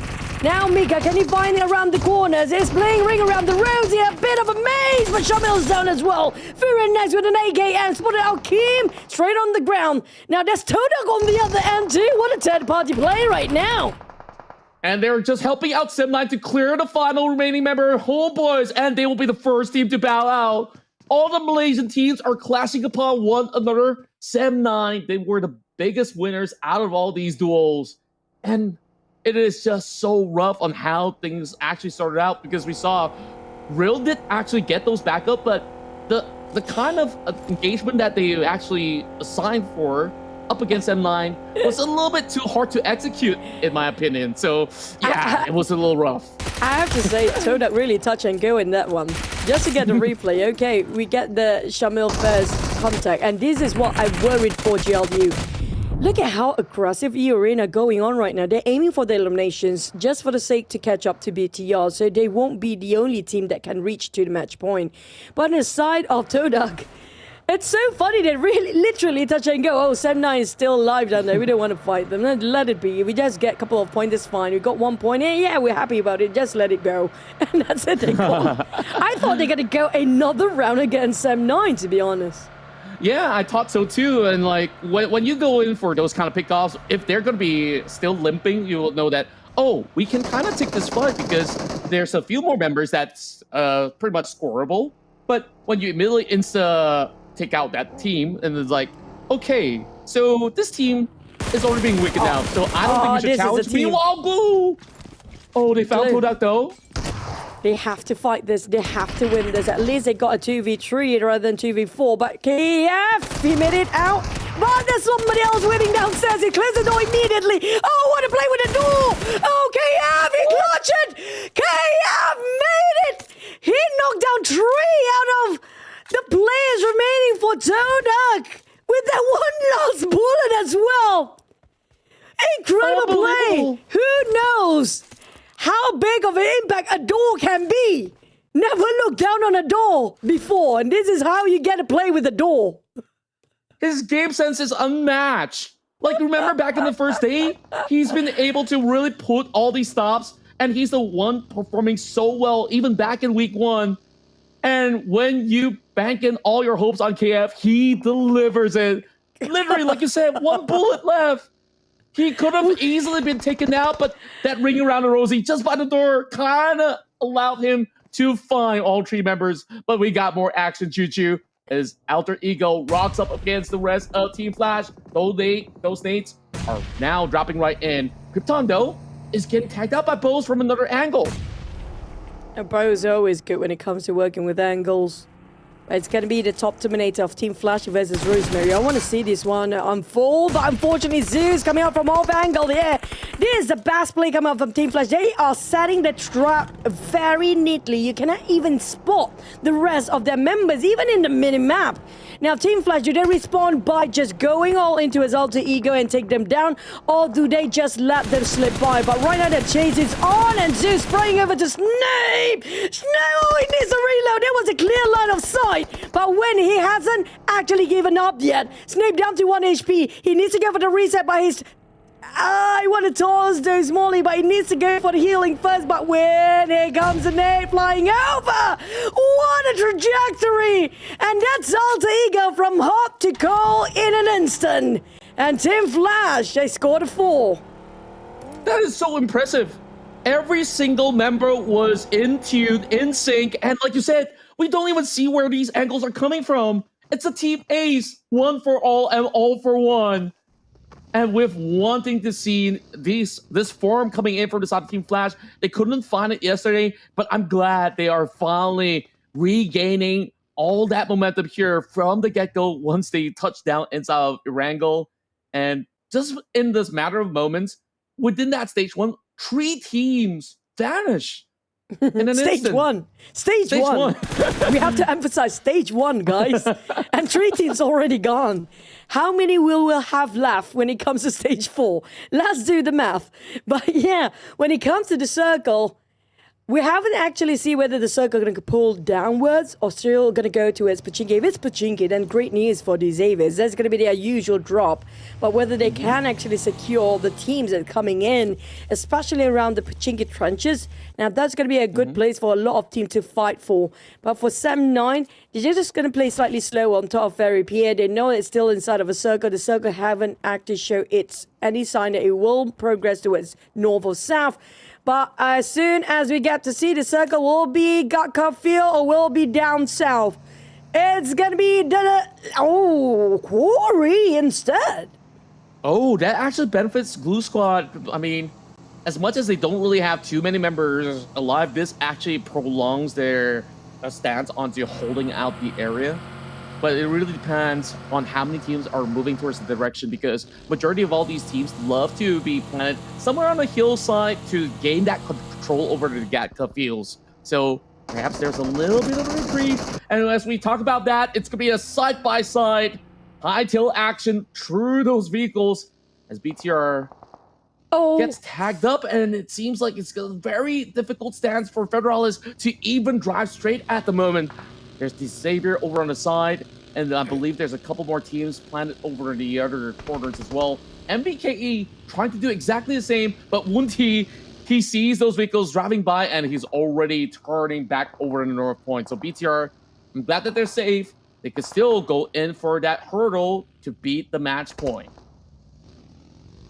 Managed to secure a compound that's pretty safe and peaceful for now, and in the center of the circle as well.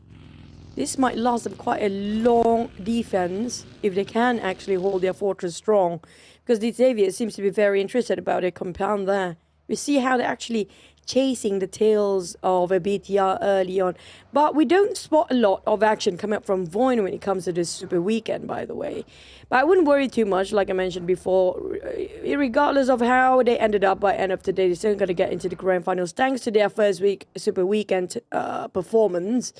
But I want to see whether eArena can deny BTR smash, because it was the other way around last week. BTR denied eArena to smash it. So for the side of eArena, quite a consistent team. If you ask me the most consistent team this season, I have to give it to eArena. Yeah, so far they've always been pretty much having this kind of steady formula where every single round they walk away with bare minimum 5 points. I mean, unless it's really tough for them to actually enter into the zone or stuff like that, then yeah, certain rounds they do end up with 0, but they always recover when you have a great setup like eArena. It's almost fail-proof that they've been able to really churn in slowly and steadily, even if they don't get those chicken dinner. And once they do, you see those big results coming out there. So right now, eArena, they're also inching closer and closer to BTR with those 2 points. Oh, gathered. BTR! BTR! Oh, it's going to be the third place. The third place, if they take out the third place, it just gives more room for BTR in eArena to score the points and just pull themselves away from the teams that try to catch up to their points here right now. And especially the closest one is going to be TODAK. They cannot afford to lose now for the side of TODAK. They need to play it slightly safer.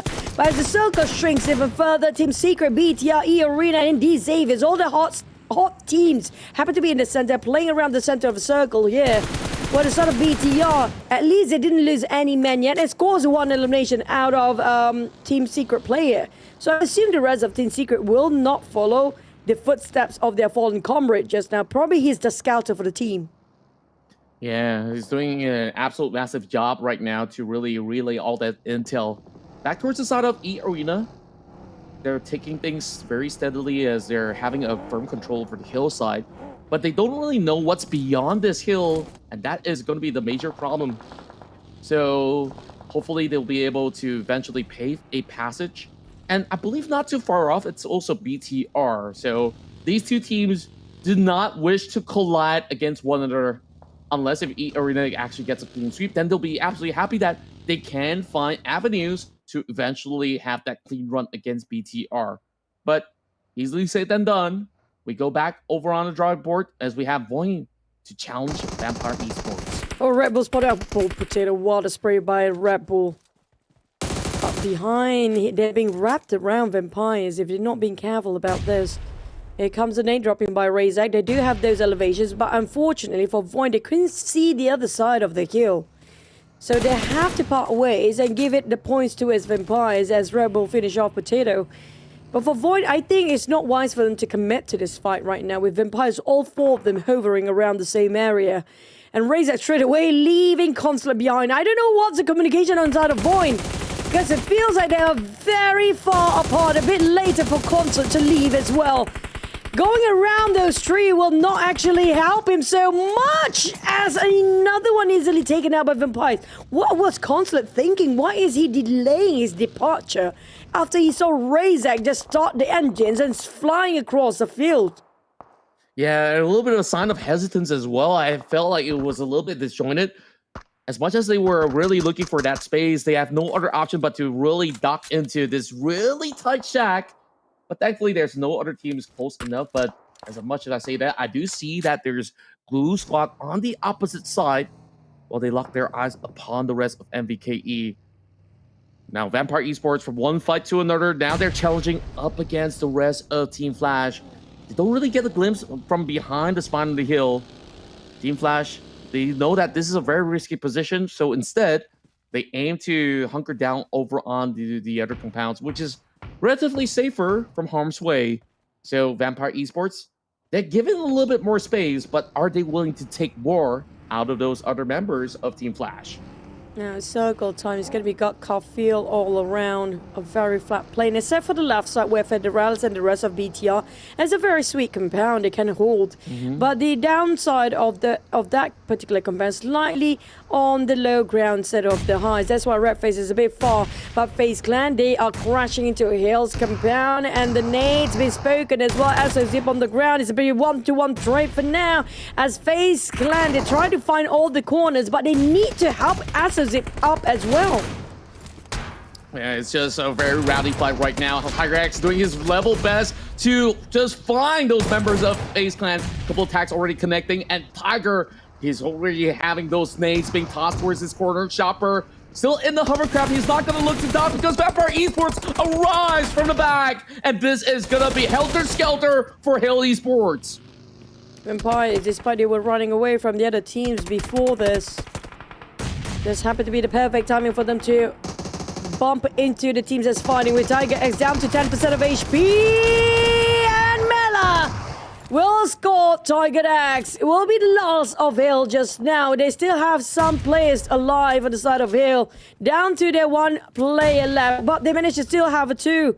But for Vampires, they try to flush out the rest of Hill. As Hill responded first, Gui on the ground. Reacher taking down 50% of HP. But on the side of Lazarus, Schweppes, he tried to burn Pazorix alive. But somehow those Molly did not touch Pazorix at all. And he just limps there scot-free. But there is another nade. Oh, thankfully does not connect. Schweppes, he's got to do more. Mela trying to find the tags. Hill Esports somehow survived the brunt of all these deflates. And yet again, haven't really found that missing puzzle piece. And now they're going to be sending Red Bull to infiltrate at the very same time. So this might just be sufficient for them to eventually close it up against the rest of Hill. Did Pazorix just naded himself just now? He might have Yep, Nate's coming in. Richard, Pazorix is down to 30% of HP only. I don't know what happened. Nobody actually chugged him down. Maybe I missed it because we are looking from the outside view just now. Here comes the inside. What's going on? There's too many smokes. That's why they've been waiting it out from the outside. But they spotted out. It's going to be Red Bull. Here is Red Bull for a reason. He's targeting the bull's eye as always. Unfortunately, for the side of Hill, that's going to be their run at this time cutting short. But for Vampires, the numbers are getting up with 6 eliminations across the board, the highest so far. Yeah, they're looking really solid on their maneuvers, especially with those takedowns that they had over the hillside up against the members of VOIN Esports.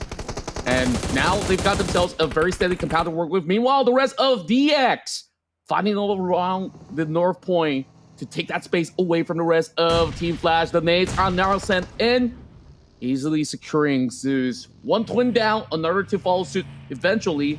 When lying in wait, watching and waiting, they should be able to get the rest of these members of DX within their crosshair. It's just biding time for the rest of DX to swing. They do have a couple of smokes to really work with, and Team Flash, they can't afford to really move too far off, and now they further commit, and they run one member over. This is big for Team Flash. By the side of Levi, he's a bit stranded apart from the rest of the team. A Team Secret also spotted out Levi as well. This is not great. They're attracting too much attention on these Avis. But the side of Team Flash, they are in shambles as well. When the last man standing on the side of Team Flash, well, Levi is going to be coming out the last man standing of these Avis. They did not expect the Vikings rotating at the same time and Team Secret moving in as well. Oh, Levi, it's just a matter of time. He'll be taken out. He'll be swarmed by Vikings. Hoorah, they shout, and they will chase the heck out of Levi. Down to only 1%, 5% of HP. Oh, that's going to make me better off time. But on the side of Levi, at least he knocked down on Vikings. One play, that's going to be Tins. But won't he immediately reacted to his Team Secret rotation on their backs too? Yeah, it's so unfortunate for the members of D-Saber from one fight to another, and they were absolutely overwhelmed. Levi's got nowhere else to go but to try to full send it up against these Viking members. And that was really timely coming in from MVKE to just swing right by. And just like that, they've added a total of 3 points so far. MVKE, they're on the surge into the top 8 right now. And they can also look to challenge 7-9 eventually. We'll have to see how much further can they actually hold in this ground. While Team Secret full sends it into the shack. A very risky attempt coming from Juke. But there's just no other cover if they want to play inside the circle. And their shots are now being sent right in. Thankfully, Doki have been able to find a little bit of crease for him to be safe. BTR in trouble. They thought they want to play the waiting game just to go for the rank points or maybe try to score a chicken in the very last minute. But they are not alone up here. BTR surrounded by Mixer Gang players with also Team Secret surrounding them as well. And the eArena approaching towards this side. It's going to be a big fight between these 4 teams right now as Mixer Gang. Makari is trying to play the middle ground. But the Realism is trying to stop all this advancement by Mixer Gang. But if they're not being careful, they might get shot down. Overpeaking will actually be the victim for a third-party placement on the side of eArena as watching here. But the Realism managed to get slow. And the nade by TODAK. Oh, this is a sandwich time for Mixer Gang. It barely can get out now. All these teams are really fighting for that space up the hillside, and they're all pretty much clumped up all together. Nade now stand right through. Ferralis have not gotten that vision, but he's trying his level best to try to pick members from the side of Mixer Gang. Sakura with another grenade, connecting the shot. And now Mixer Gang, they're in shambles. Realistically, there's just no space for them to play out over the hill. Oh, the Vikings not stopping as well. After one to the other, they are proactively finding those hunting people down.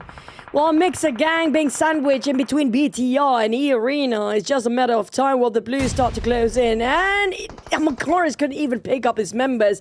The circle will shift possibly towards the right side in between Team Secret. Sam9 got it, but they split it into two formation because Mika and Muzzle want to see what's the noisy chaos is going on the left side of the circle. As Macari's, on the other hand, seems to be a bit sleep for the survival here. Mixer Gang, it's hard to get out of it. Yeah, they're trying their level best to try to wiggle for that space. He does trade back. Joker down.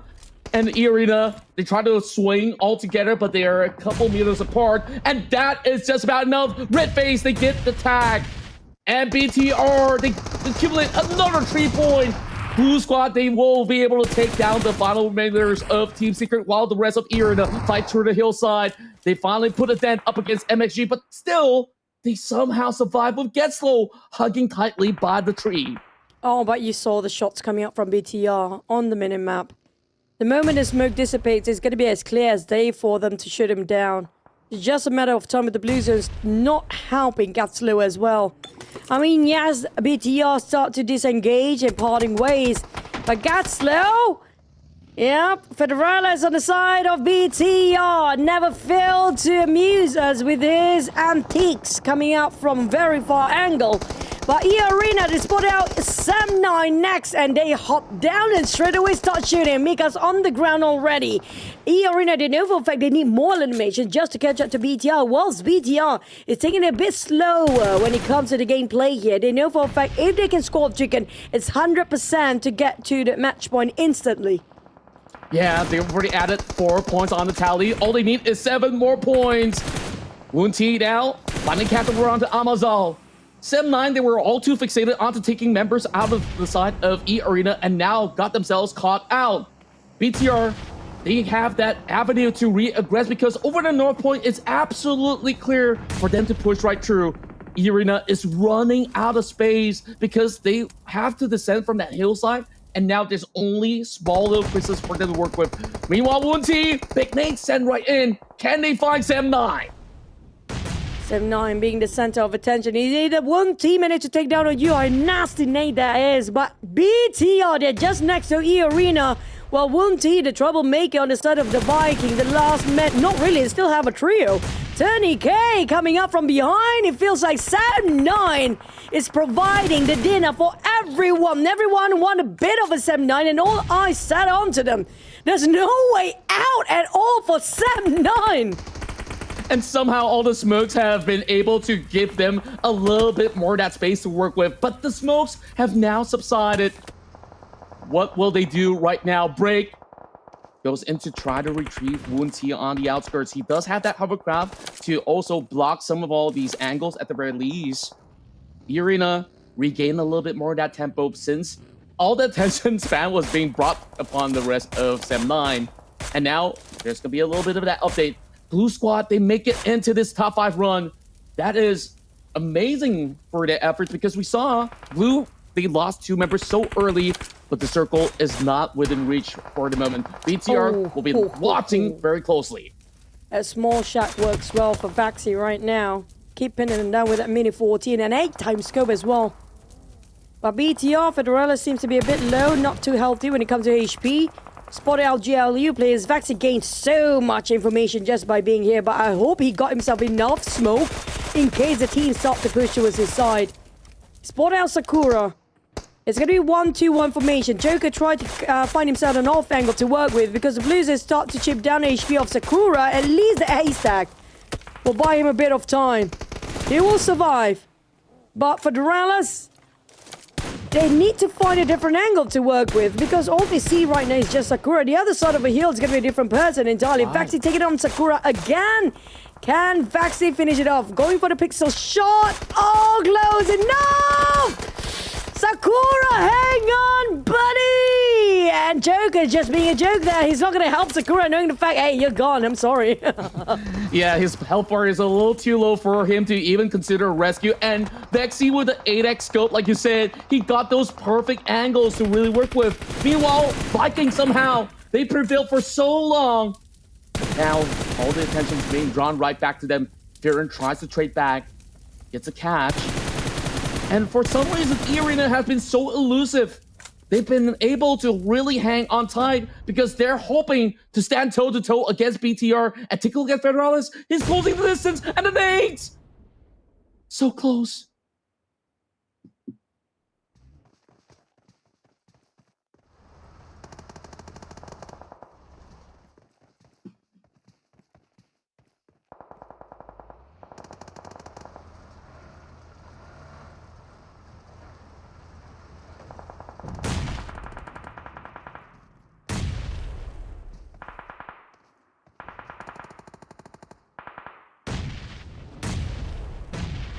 Whoa!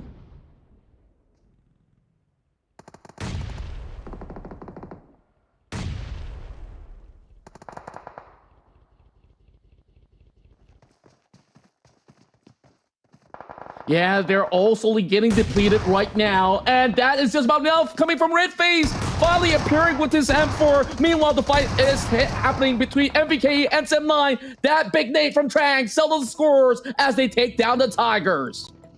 Now BTR, there is no more threat coming up from eArena. If they score this chicken, it's 100%. I think by now, based on the eliminations, iChomps already cracked that match point. We have to wait for the total scores later on because last we've seen they need 11 points to get into the match point benchmark. But for GLU, spread into two sides of that angle. Quite an open space, barely got any covers, just the terrain. That slope will buy them a bit time. But for the Realism BTR, they have plenty of men. They can just run these people down easily. Vexy already snaked it out. Look at him being so sneaky. And when it comes to off angle, Vexy have been doing it brilliantly just now. But for KF, which way to go? They have to be extra careful. They're down on man. When it comes to MVKE, the path they have is that very small shack, very small building instead. But they do have trio, so it's going to be enough for them to fight against BTR. But GLU, if they wait patiently and wait for these two teams to cancel each other out, they still can score the chicken. That is a very high possibility. KF, he's done enough. We saw that clutch happening in the early game, and he's been able to bring the team into the top 3 finish, giving a chance, a lifeline for Glue Squad. So what Glue has to do is also to wait for this 3v3 to happen on that far corner. And now with the zone also collapsing upon the middle ground, Glue somewhat has a little bit more of that space to slowly sneak their way through. Won't really... Well, makes matter worse. Ford is on his catch. He started off breaking off the tension. What a shot. Federer's really great when it comes to this season, when it comes to his crosshair placement as well. But Red FaZe is actually the one taking the points down, 5 by himself only. And BTR, they have plenty now. They have more than enough. They are definitely eligible for the smash roll later on, but it's going to be Wunty under the target. Red FaZe reloads, Wunty fought back, but he got a wrong angle, and it's going to be Federalis again. On the side of Vikings, they lost, and KF as well. This is 100% BTR's chicken. And just like you said, Choo Choo, another win in the books for BTR. And now they are here with the smash. They just need one more chicken dinner to go to end the entire course of the day and make some of these teams a little bit more miserable while they celebrate another win over the weekend. I have to give it BTR. They scored this chicken, but they just being eligible. The question is right now, can they score another chicken after this? if they do, then that's it. That is gonna be the closing of our day. But it's so difficult to score a back-to-back chicken. And this is the chicken that they don't want to happen this early. Now, high chance, we know for the fact that's the curse going on, you know? When you get a chicken, the next one you're gonna drop cold.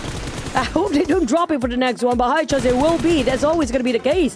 But you have to give it for Realism when it comes to finding those very small angle, those pixel shot.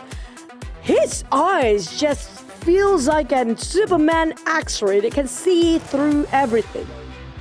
Yeah, and you know, last round it was Alter Ego that does plenty of damage with Rosemary topping the charts with 1,004. And now Federalis have not only matched it, but have been able to beat that high score with a total 1,454. And with that being said, I mean, BTR, you take a look at their form, and BTR Ken was telling us that it only gets better round after round. So if this is not the peak, I don't know what is for BTR. I think another chicken dinner is just lying in wait in the upcoming rounds. Oh, we gotta wait and see, but before that, we have to relive the highlight and just re-watch how BTR actually scored their chicken just now.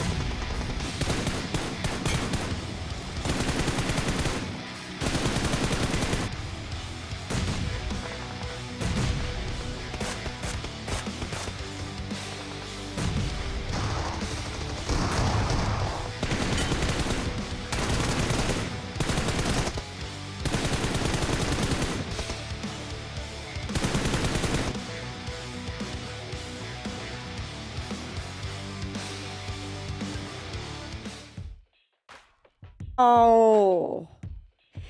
We got the chicken right now for Beta, but is it the chicken they're looking for? Not yet. There's still going to be one more to go, but 2,864 damage out of the 1,400 is just Federalis.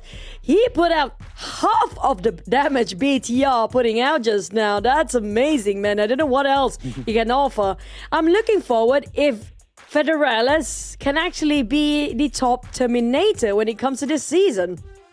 It could potentially be the case if he could just put in results like this round. I mean, they look absolutely impeccable. And we're also looking at big improvements coming from the rest of the team, but this man is absolutely unmatched. Where you also look at him receiving those kind of damage in return, but his hit rate is super high. Majority of it, of course, body shot, but his headshot rate is still on the higher margins as well. So you mentioned about his contribution being the major key onto this win. And when we zoom into the fight, one pivotal point was when they were striking onto eArena, and he's always in between the way, and it just absolutely denies eArena to do anything at all. So Federalis have grown so much ever since he's joined this massive team. Now, it's going to be a lot of restraint for Federalis for the next one. They cannot go too aggressive anymore because they need to score the chicken. And it's going to be tough to put up a leash on Federalis. He cannot sit quietly, by the way. So I want to see how BTR plays the next one. 24 points coming up from BTR this time. Vikings with a 14. Vikings! They're rising up the occasion, which means they can push a lot of teams that will not qualify for the grand finals later on. Because this is their first Super Weekend, they made it so big of an impact already. Same as for GLU, they need the win, they need the points. eArena, on the other hand, is going to be still another map to go for them to catch up to BTR. Yeah, it definitely requires a little bit more of progress coming from the rest of the field. But like you said, Vikings is a team that steadily improves round after round, and it is a big cause of concern right now, even for the likes of Hail Esports, who's only got 2 points at this current point in time.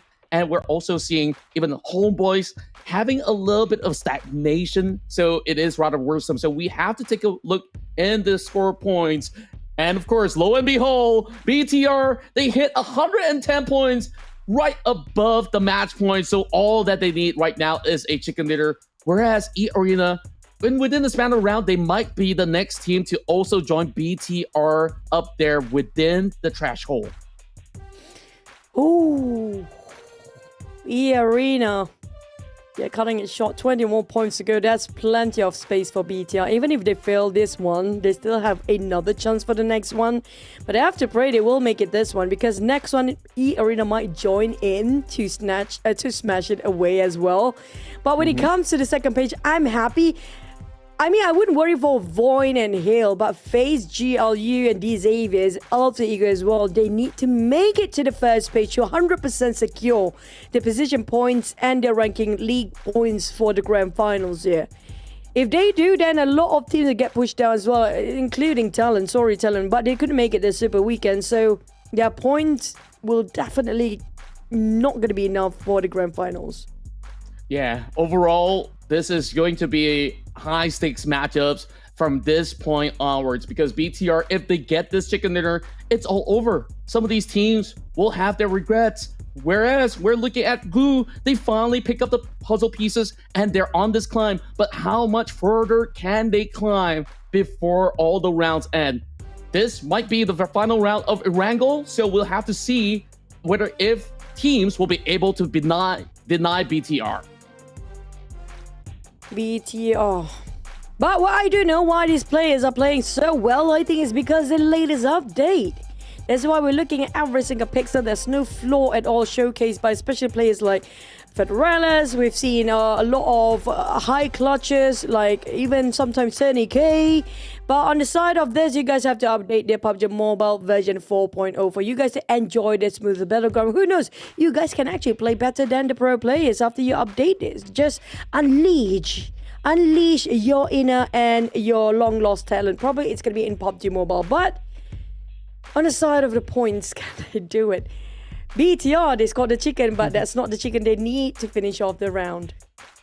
Yeah, at the very least that they have one foot off the door. They just need to get the other foot right now to once again get that big win and close off the day. So we'll have to see if all these teams can thrive. And of course, you can also thrive if you get your hands on the latest smartphone from TECNO with the POVA 7 Ultra. Of course, it comes with a beautiful AMOLED 1.5K screen on top of 144 Hertz. With that level of performance, you can game all day long with their ultra battery life that can last you for hours. And if that's a concern for you, you can keep it plugged in or even have a wireless charging so you can always play PUBG Mobile on the move. So make sure you stop at nothing to achieve your wins. All thanks to TECNO, as they've been our partners for multiple seasons now, and hopefully many more. Yeah, I probably should wrap it out. I mean, like, make it a song or a rap. You know, TECNO, POVA 7 Ultra, 5G, yeah, you know, that kind of things. But, okay, back to the serious business we go. And so far, I love to see the teams that we've been waiting for them to actually wake up, finally out of their slumber and realize, hey, we're down to the last Super Weekend before heading into the grand finals, which gonna be next week. Is do it or, you know, just go home time. Go big or go home for the teams at the very bottom.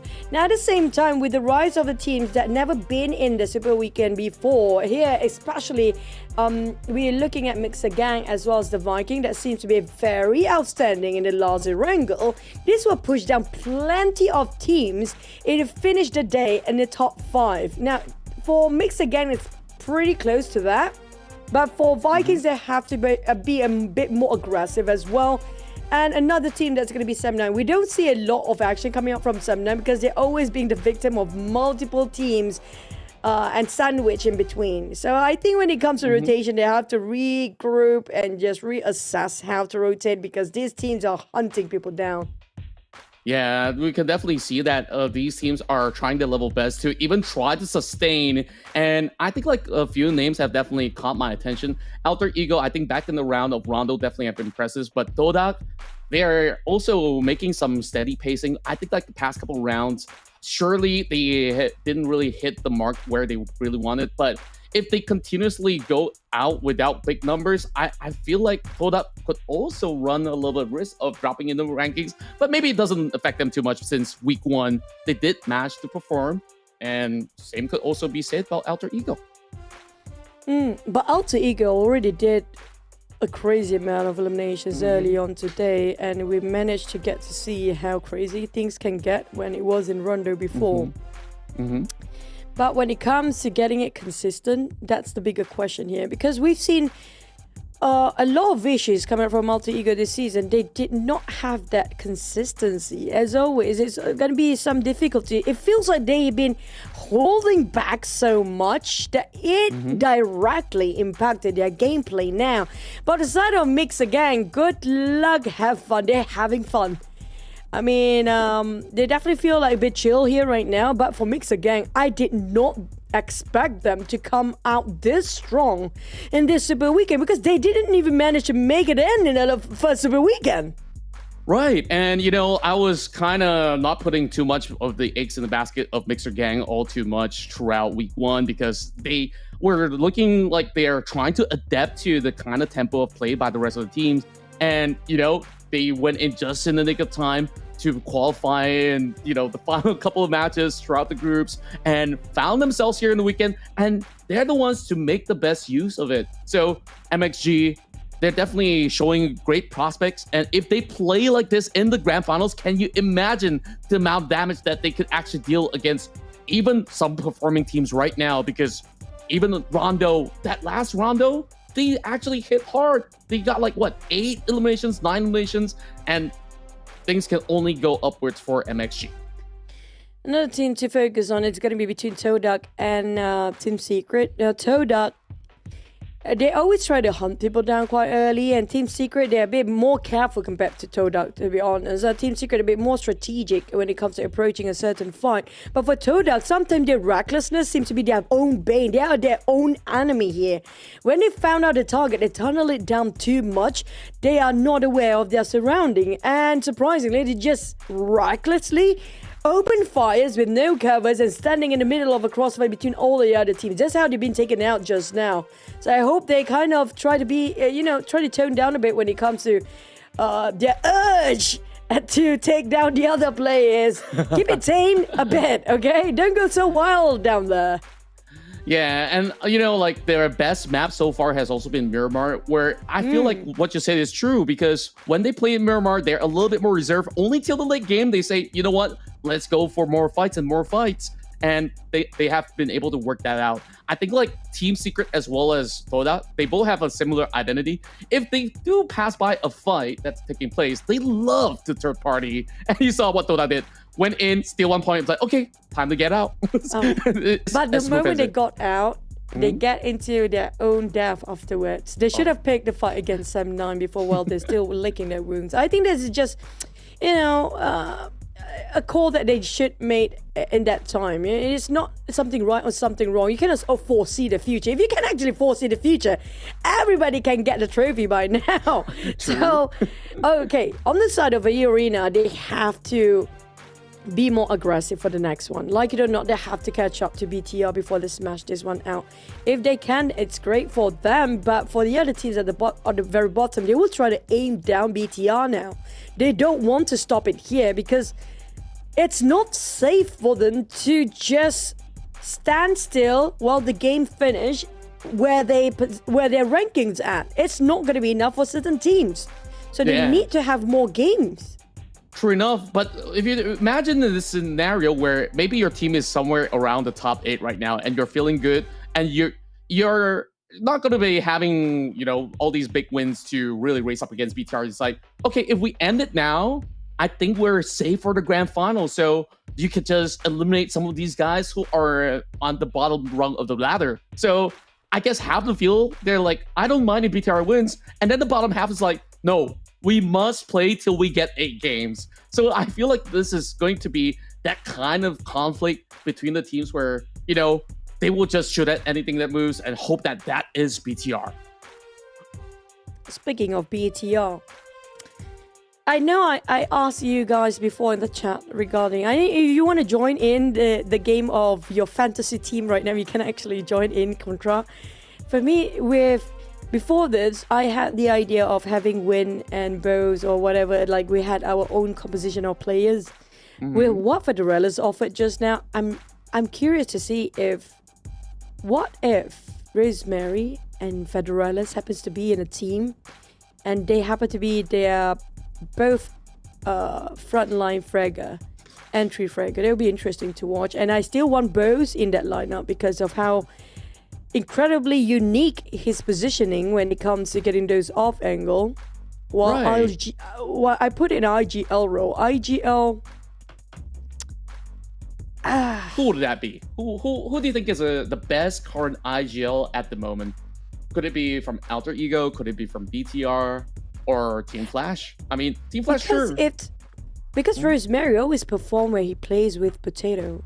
I kind of miss Potato because when Potato actually being shuffled and being transferred to VOIN, that's where VOIN suddenly rise up and Alter Ego kind of lost their touch. And after they got that defending champion, that's where after that Potato actually left. So I personally feel like Potato kind of brings the best out of Rosemary. But Razy is so bad as well if we want to put him as IGL. I don't know. IGL is still going to be someone that KIV for me. But I personally want to see if one day, if that happens, Federales and Rosemary in a team, my God, imagine the number of elimination in Rondo. In Rondo only. It's a very scary thought, but you know what? We have always had those kind of show matches, or even you have iterations of PMRC. I kind of wish they scramble all these teams to play together so that we kind of have this kind of all-stars from all region, like, Southeast Asia versus South Asia. And I don't like that. You know why? Because they won't train together for a long time. Yeah. It's different. We actually really play in the league, like in PMSL, the official tournaments where you get to lift the trophy and get to a different stage afterwards. It's a different vibe because they have to stick together. They have to live together in the same gaming house. Yeah, true enough. And that's where we get to see how the bonding works, how the chemistry will evolve in the game. And of course, when it comes down to Southeast Asia, we have such diversity in the form of culture as well, where it is not so easy for them to also adapt, where you take a look at regions as a whole. I think like Vietnam has the least amount of international transfer windows for, importing maybe a superstar into Team Flash, Team Secret. I don't blame him. Yeah, because it's really their language is the hardest, I think, amongst all these South Asia languages. Exactly. So I think like, in essence, like only those show matches we get to witness stuff as beautiful as that to actually happen. So that being said, though, with Waffle just about enough, now it's time for us to once again dive into Iraq.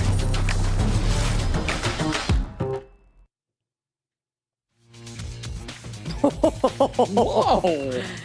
Really, PUBG, really production, all top players survival time just saying, yeah, because they actually won that chicken dinner. It was a flawless run coming up from BTR, previous one, but this is where things get a bit more interesting. Will other teams hot drop BTR?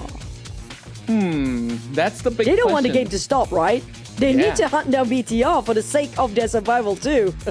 But at the same time, if you hot drop BTR and you lose, you're helping BTR get closer and closer to the chicken dinner as well. So it's kind of like a very iffy situation. You might not walk away with points. You might walk away with 4 points, and that absolutely helps. So this time around, we're starting things off inside of Milta Power, headed into South George as well as North George. So options are aplenty. We've been asking for maybe a little bit of challenge. Maybe it's about time we whip out that island ending once more. It's just crazy looking at the stats before we even see those kind of actions, like how impressive BTR is looking. And to also recall, when was the last time we see this dominance from BTR? It's been seasons or arguably years, in fact. For this circle is so tricky. Very tricky. Very tricky. But I think it's still going to be the main peninsula by the end of the day because of, it's not entirely around SMB. If it moves slightly downwards, it's still going to be a tough one to call. But I think majority of the team will just probably play it safe in SMB for a bit and wait it out. But hopefully there's no bridge campers.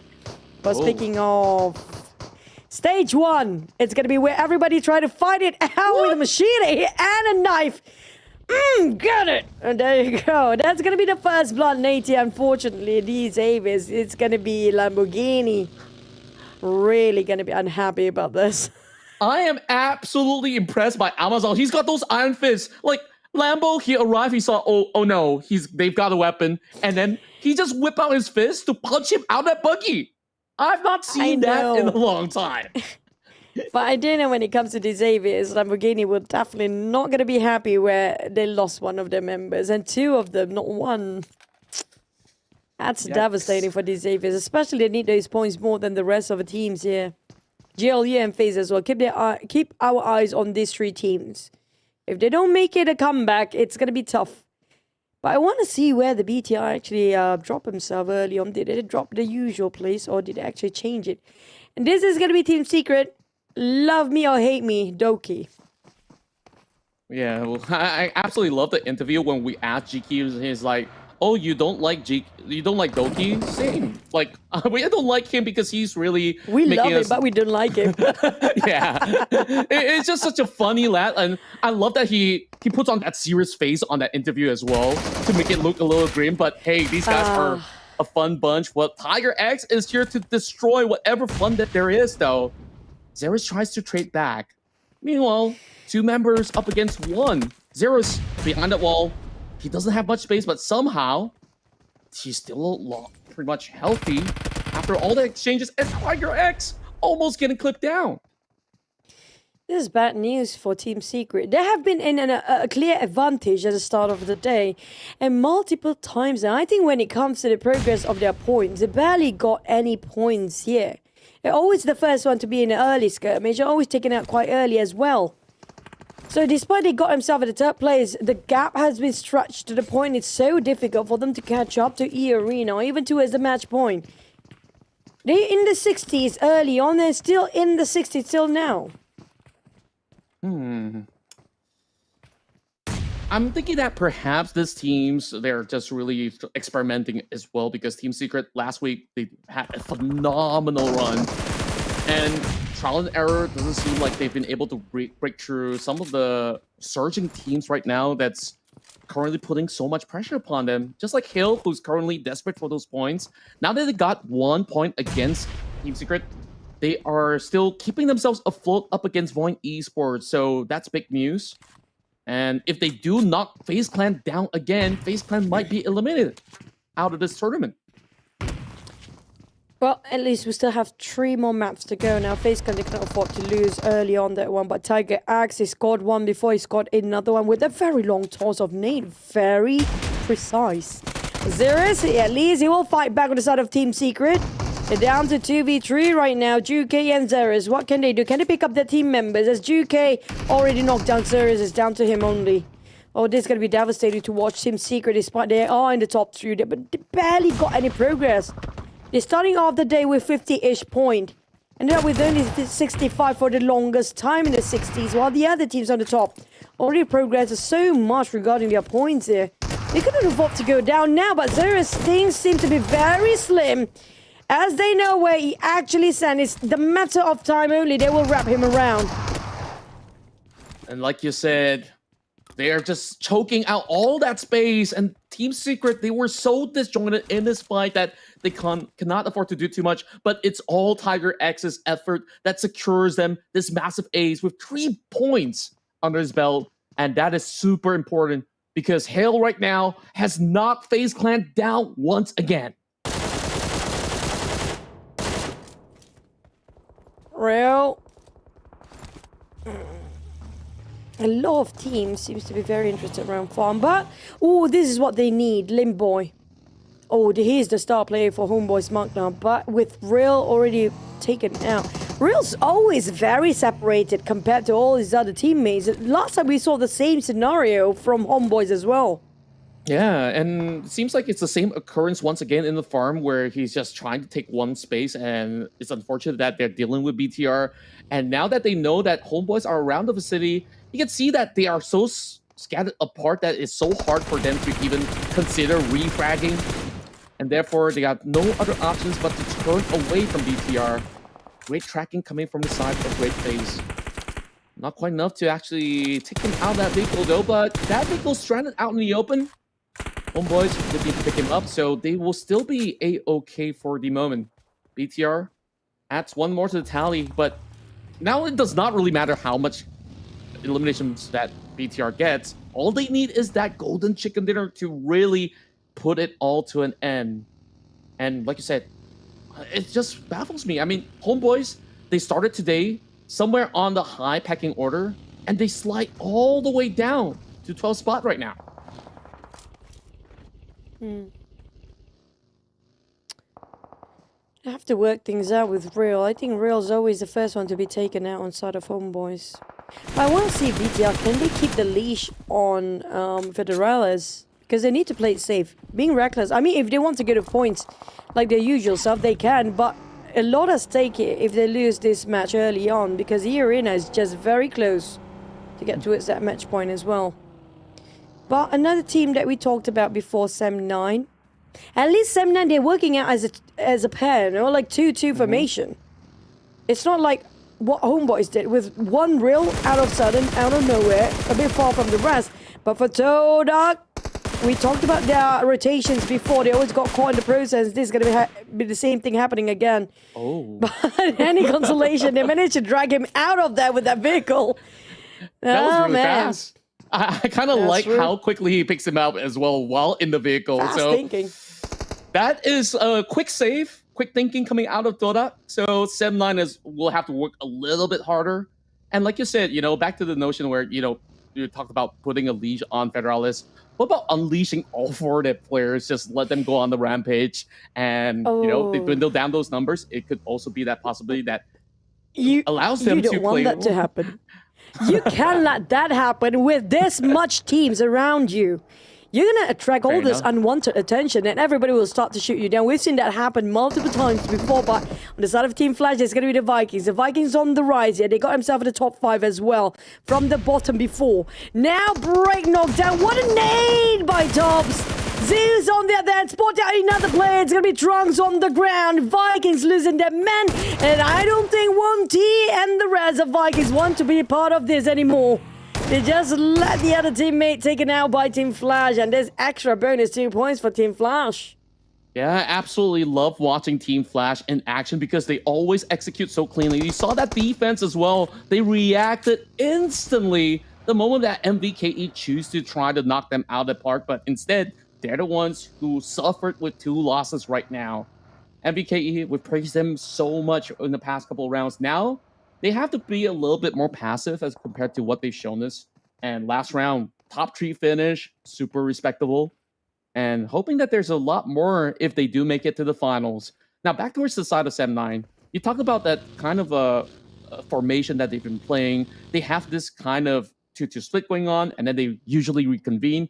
I think that this really seemed like a really mature Sem9 iteration ever since, you know, they had the kind of changes that a transfer window opened up for TODAK to be able to pick up 2 amazing prodigies, and still Sem9 retains their identity to still be one of the best teams out there from Malaysia. Yeah, but it's the issue is where the point of their reconvene.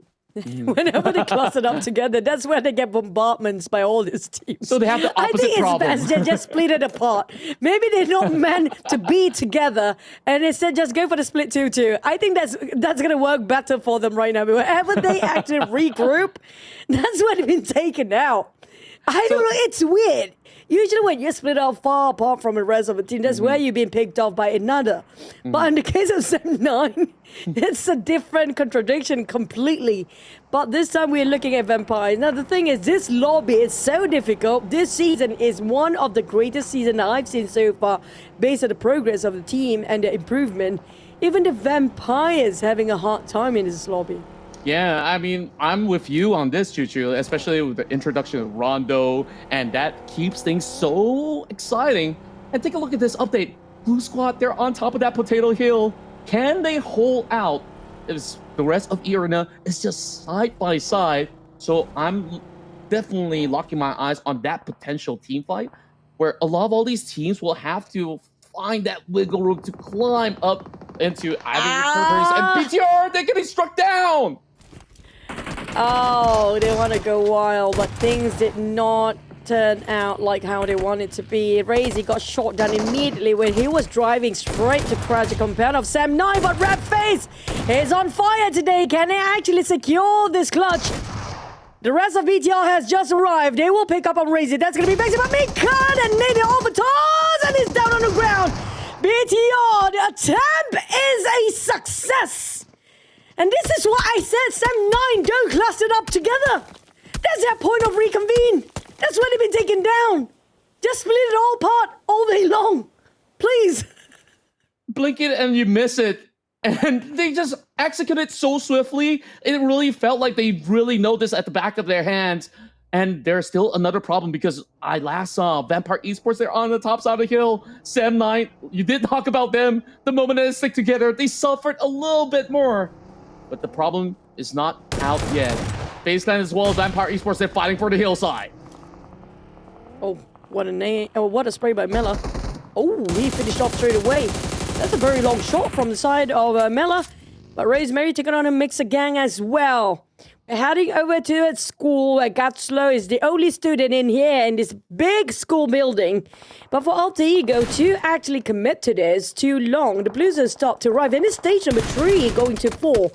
I think for them to actually invest this much time for Gatslow only, it's a bit tough later after they get out from the blue. But at least in any constellation, the side of Mixer Gang, Makar is still alive, so he can go for the survival point instead. Well, it is rather tough right now for them to even consider of any form of pickup, especially with the number of members coming in from the side of Alter Ego to secure it eventually.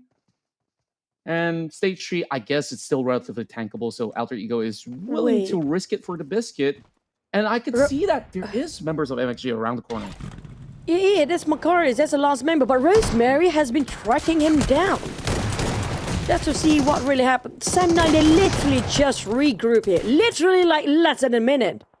Look at that. Oh!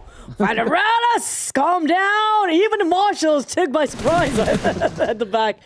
But Mixer Gang got finished off, and that's going to be LT. I think Rosemary finished off the last member from the back. He's been tracking him a long time. And it's going to be a Potato Hills of Pachinko for the next circle, and GLE has got it in their hands. Yeah, you got to also remember that BTR, one of their old home grounds was actually Farm as well as this hillside that they played so much. So they're feeling rather confident. They should be feeling confident. And of course, Federalis, whatever he's yelling, he absolutely gets to have the last say on whatever they try to execute right now. I mean, they look so good. 5 points already. Meanwhile, Don't all the jinx other them. teams are kind of struggling. Yeah, I might jinx them, I might not. But hey, at least this team looks super healthy. For me, I'm more concerned about the Reds because TODAK right now, they're not in the clear, they're not in the zone yet, and they have to find out against Homebois. They're dropping those big nades, and they open up shop, and it is going to be a big pickoff coming in from Kim from the top side of the roof. It's 3v4, by the way, but they're being gatekept by the rest of Homebois MAQNA. They have to go through and through Homebois MAQNA if they want to survive this one. But the nades is not making it easy as TODAK immediately lost Kenny in the process. And Limboy, this is the one that I'm talking about. I'm looking forward for Limboy performance every single day. He's just so great with working around with Shamil and Kim as well as Real, despite Real being the sacrificial lamb early on. But here comes TODAK down to one player, and it happens to be FaZe Clan as well. Where to run for Fremzy? How to survive this? He can actually last here longer, but he popped the smoke. That just gives away so much information to his FaZe Clan, and now eyes will be tight shut towards his side, and they will not leave until he show himself. Yeah, it's just so rough for TODAK. I felt like that was a really botched attempt. They kind of know that there's somebody out there, but when you want to challenge that compound, you need all 4 players, and it really felt like they just went in one after another. And you saw how they got punished for it. Rosemary now driving through the hillside. Got a couple of attacks coming from the side of BTR. But it is the lower side of the trees of this hill that they're looking for. But they kind of put themselves in trouble because there's still so many teams up there on the hill. Oh, there's only one rock to cover themselves. Lucky they got themselves that smoke grenade. But VOIN, they arrive with a hovercraft. You have to run when there's hovercraft flying over or running over to a zero. Unfortunately for Team Flash, things not working right. They were surprised. They had their guard down because they were rotating as well. Leaving down to only Zeus to do the plays on the side of Team Flash. They're not doing so great when it comes to this SuperWeekeend compared to the last one. But for VOIN, they're hunting him down. They are not letting go anyone at all, despite it's just one last player of the one particular team. But Zeta managed to reset himself for the hovercraft. That's one beast that can actually run people over easily, but they're gonna go spot out GLU next against VOIN. Zeus is still there, by the way. Oh, he's kind of caught in between, so he kind of needs to buy a little bit more time, and he might be able to third party at the very same moment. VOIN Esports tries to run the members of BLUG over, but it's not going to be as easy as that. KF waiting in the wings, and once again, it's KF. Oh, Bill will catch over onto Zeta. He's going to make it pretty easy to just clear out that fallen member of VOIN Esports. And now, VOIN, because they were caught up between Team Flash, now they are getting caught up. Oh, he got a hide and seek to play here for the side of Zeta. Hiding in the hovercraft for a bit much longer, but the nade... He managed to reset in that. Never mind that. Potatoes down as well. That's going to be the last of VOIN. Thanks to Zeus aiding GLU in that process. He got himself a bit of a sweet revenge from the back. I don't mind if I don't get that much point. As long as they are being eliminated, I'm happy. But we do have a rotation coming from Vampires. And it's going to be held. They're challenging at a confrontation between these two teams. And you can see how swiftly Vampire Esports executes this. Two members back-to-back taken down from the side of Hill Esports. And 3-touch a little too far off. And he's also being pummeled with a couple of bullets. FaZe Clan now being charged by the rest of Homebois, but they rock up the not wrong neighborhood. Instantly deleted by Shopper. Now, all these solo players being such a big troublemaker for the other teams, including TODAK Frenzy towards the side of FaZe Clan, who needs the point more than anybody else right now because they might be relegated from the grand finals if they cannot actually progress for their points. While on the other hand, BTR still having a full score. Same goes for eArena. Surprisingly, eArena has been so quiet the entire time. While BTR, the one that should be passively playing a bit more conservative, is doing the reverse. I feel that it should be eArena. They're trying to hunt people down right now based on their points. Yeah, but rightfully so for BTR because they got nothing to lose. Whereas eArena, they kind of need those points. First of all, they need to break into 97 points. So they need to ensure a top 4, which is why they are not subscribing into multiple fights. But the 10 points of Chicken will not be enough for them to get to the match point. They need to be more aggressive. True enough. And the longer they wait, a lot of all these bodies will be off of the list already. FaZe Clan, desperate attempt to get into the zone, and they drive straight towards the crosshair of Alpigo, but they crash onto MAQNA. Now, Rosemary, how he will respond to this. At least the rest of his history for FaZe, but BTR, they're going straight into the arena. Oh, this might be it. Make it big or make it home. But Vaxi, he's holding the doors. On the side of BTR, it's going to be NC2 taking them down, but the runners coming out inside. BTR won! The next contender being put on hold for their progress of map and points. This is huge for BTR. They still managed to work out as a 3. 10 points elimination. It should have been eArena in their shoes. This might just be over right here, right now. Somebody's got to stop them, but they're fighting against each other instead. BLUG holding down the line. They have a perfect line of sight against the rest of Vampire Esports, making a dance. Xbox, he's clutching this moment, but he gets brought down instead. MAQNA, with 1 HP left, will have to deal with Stickly right now, and they found it. 8 points in for BLUG as they march their way into the top 6. Now, with BTR having the most men here right now, GLU really have to game up, really have to push all cylinders out. Because if they ended up at the very bottom once more, it's not going to be enough. This is the point that they need, because BTR high chance they have plenty of firepower on their side compared to all the remaining teams that's still alive. But I don't want to jinx it. At the same time, that's going to be the best case scenario for them. But for the other teams, if the game ends here, for DX and GLU, especially these Xaviers, they need the points here. The bodies won't be enough for them to gain the momentum to push slightly just a bit more to make sure they have enough points to get into the grand finals. I think out of all the many names, FaZe Clan is the one that's most concerned. They don't want it to end because right now they're sitting at number 14. D-Saver has a little bit of gap, and all they need to do right now, make it to the top 4, buy a little bit more points. They might be able to also look for an overtake. Well, they're just driving around. BTR has got no care in the world. They're still on the hunt. This is crazy. I thought they would be a bit more conservative. This is contradicting what I believe. When it comes to the match point, they just, you know what, let loose everything. And like you mentioned, they really let loose of each of the player in here. With Vaxi getting the most eliminations this time. But I do know when it comes to them, it's still going to be 2 hits for the Realism, despite the lost rep phase early on. Now, GLU, will they take the bait out of BTR here with them trying to find the rest of the players' position? They split out here, play a 3-touch. They don't even need the other members to deal with the rest of GLU to keep them at bay.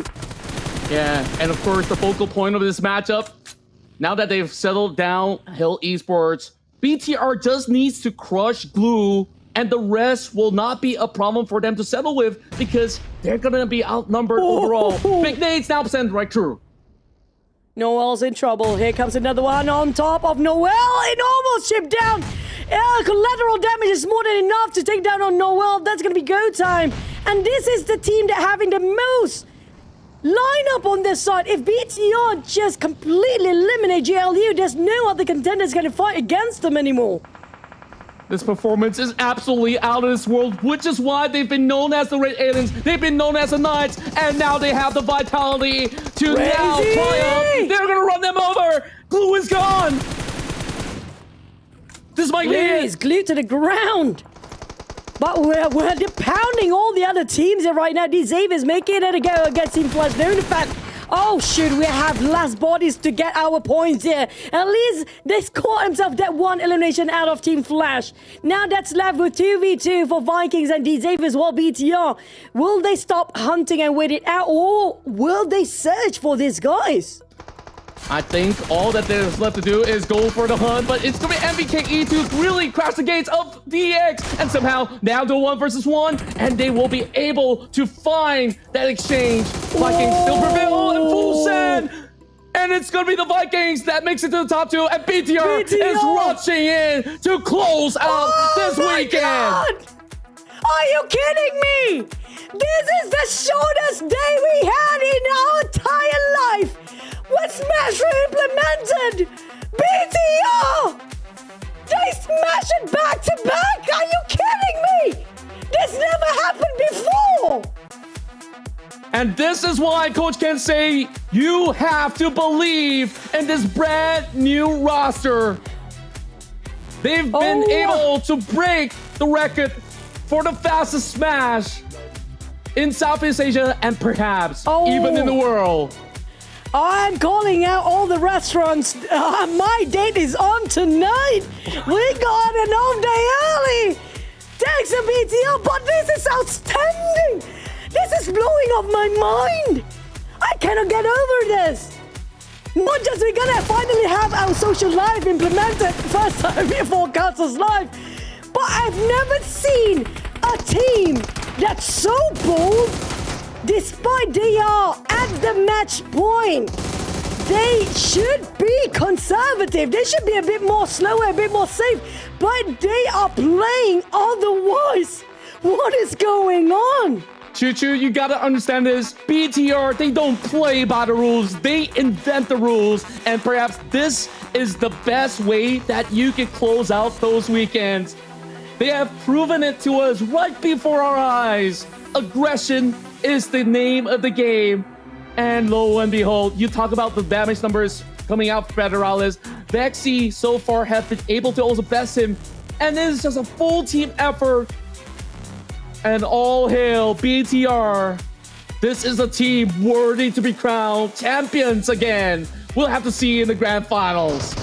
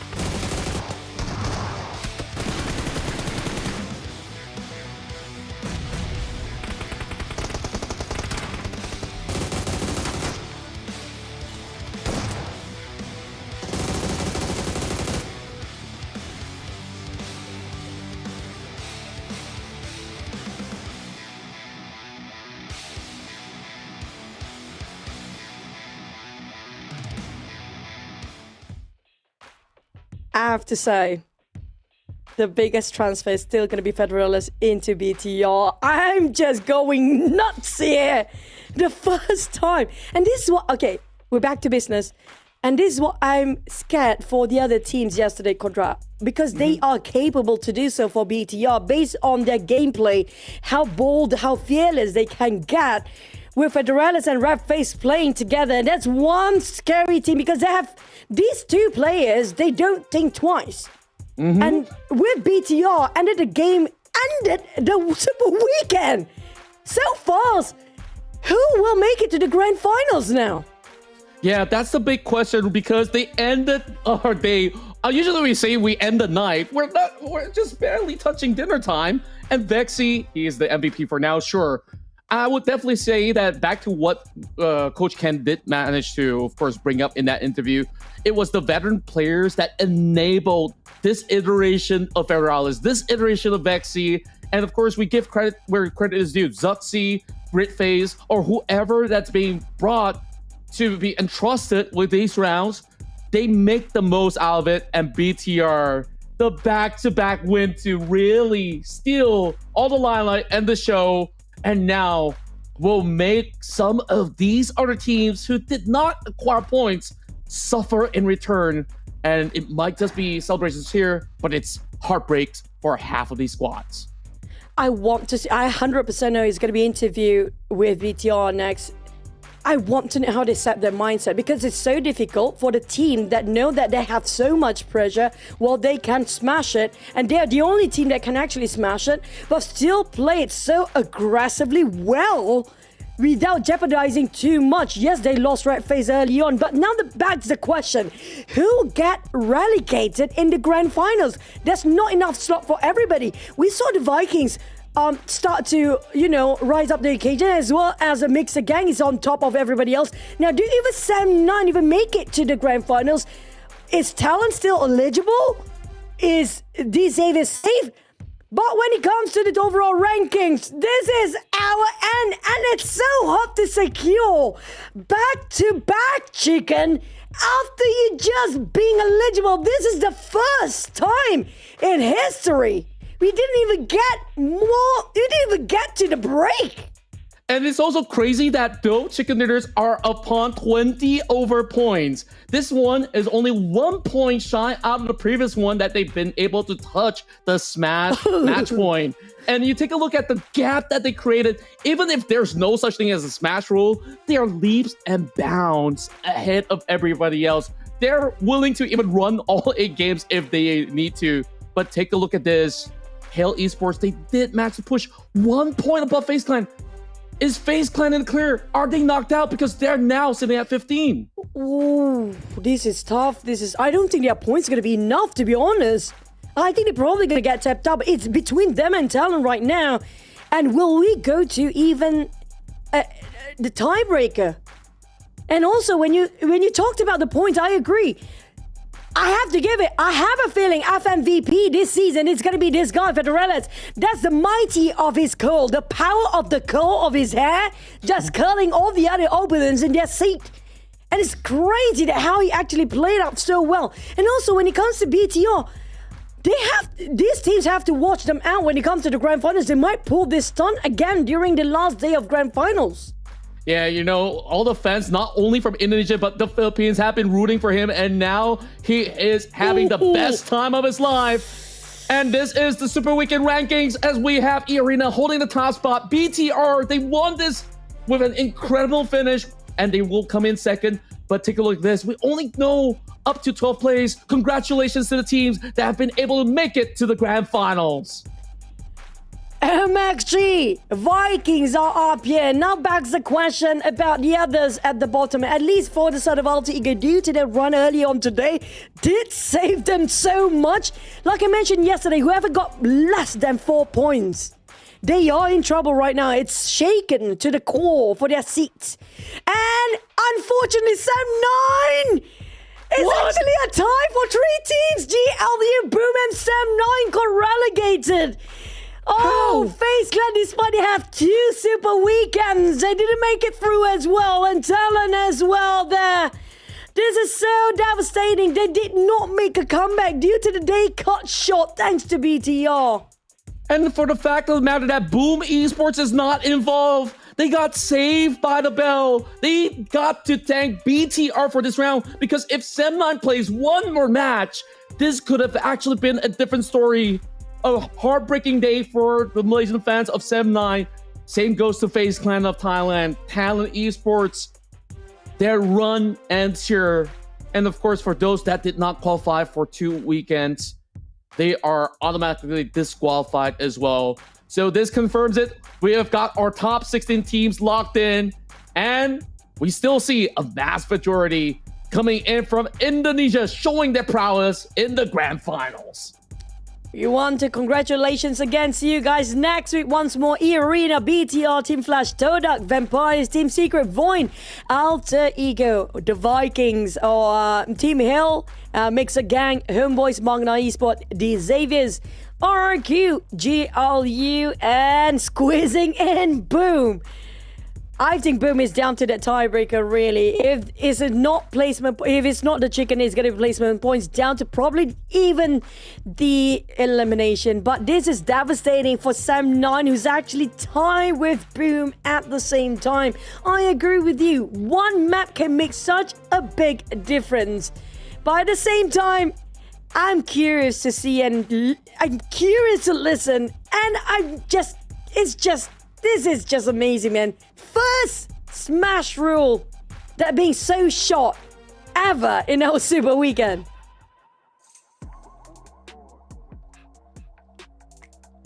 And it's an early wrap here for day number 2 of our second Super Weekend here at the 2025 PMSL Southeast Asia Fall.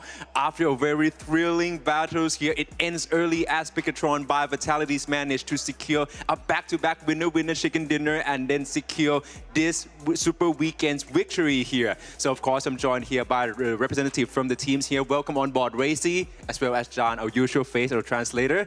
All right then, so let's jump right into the first question here, Racy.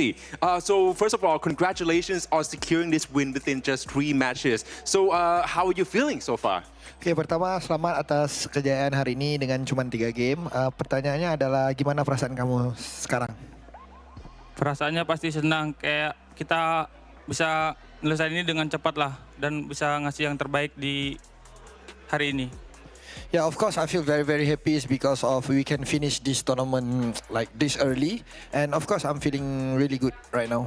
I see, because you guys dominate this competition so far around with such a strong performances here. So with that being said, I understand this is a very brief day, right? It's been a very short day so far, but which moments in today's game do you feel have the biggest impact towards the outcome? Okay, meskipun kita cuma main 3 game hari ini, menurut kamu di antara 3 game ini, match yang manakah yang memberi impact yang sangat besar sampai kalian bisa perform sebagus ini? Mungkin bukan hari ini ya, mungkin hari kemarin yang kita bisa konsisten dan hari ini kita juga percaya diri buat bisa ngasih lagi yang terbaik.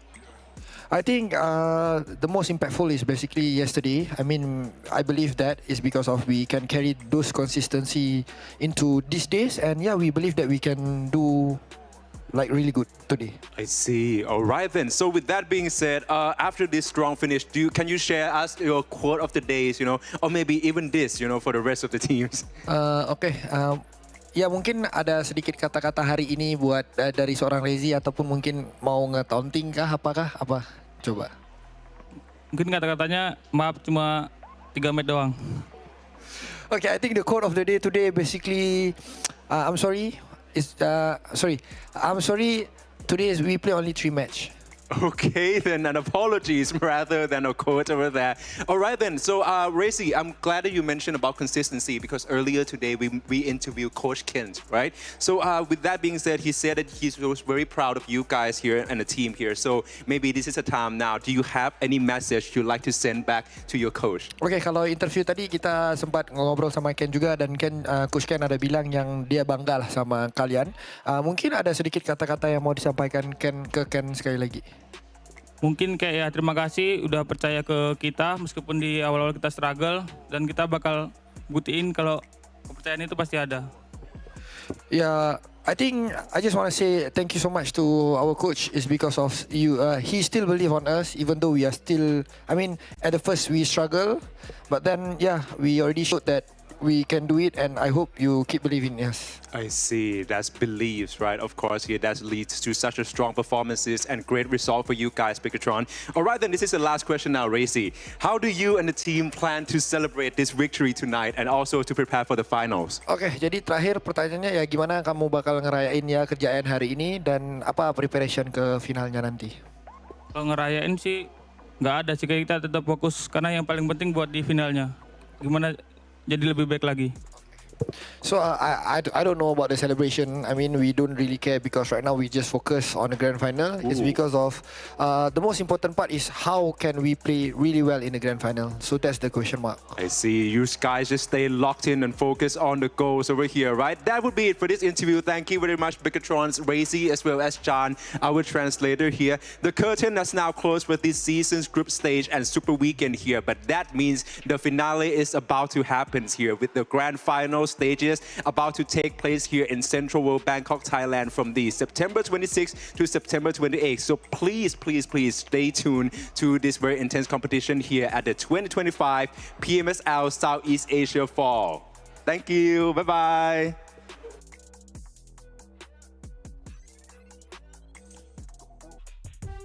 I believe after tonight's finish, within just 3 rounds, BTR have converted the non-believers into believers, and I'm sure the fans of every other team are also wowed with their performance, and this team definitely will be setting their eyes for that championship. Choo-choo.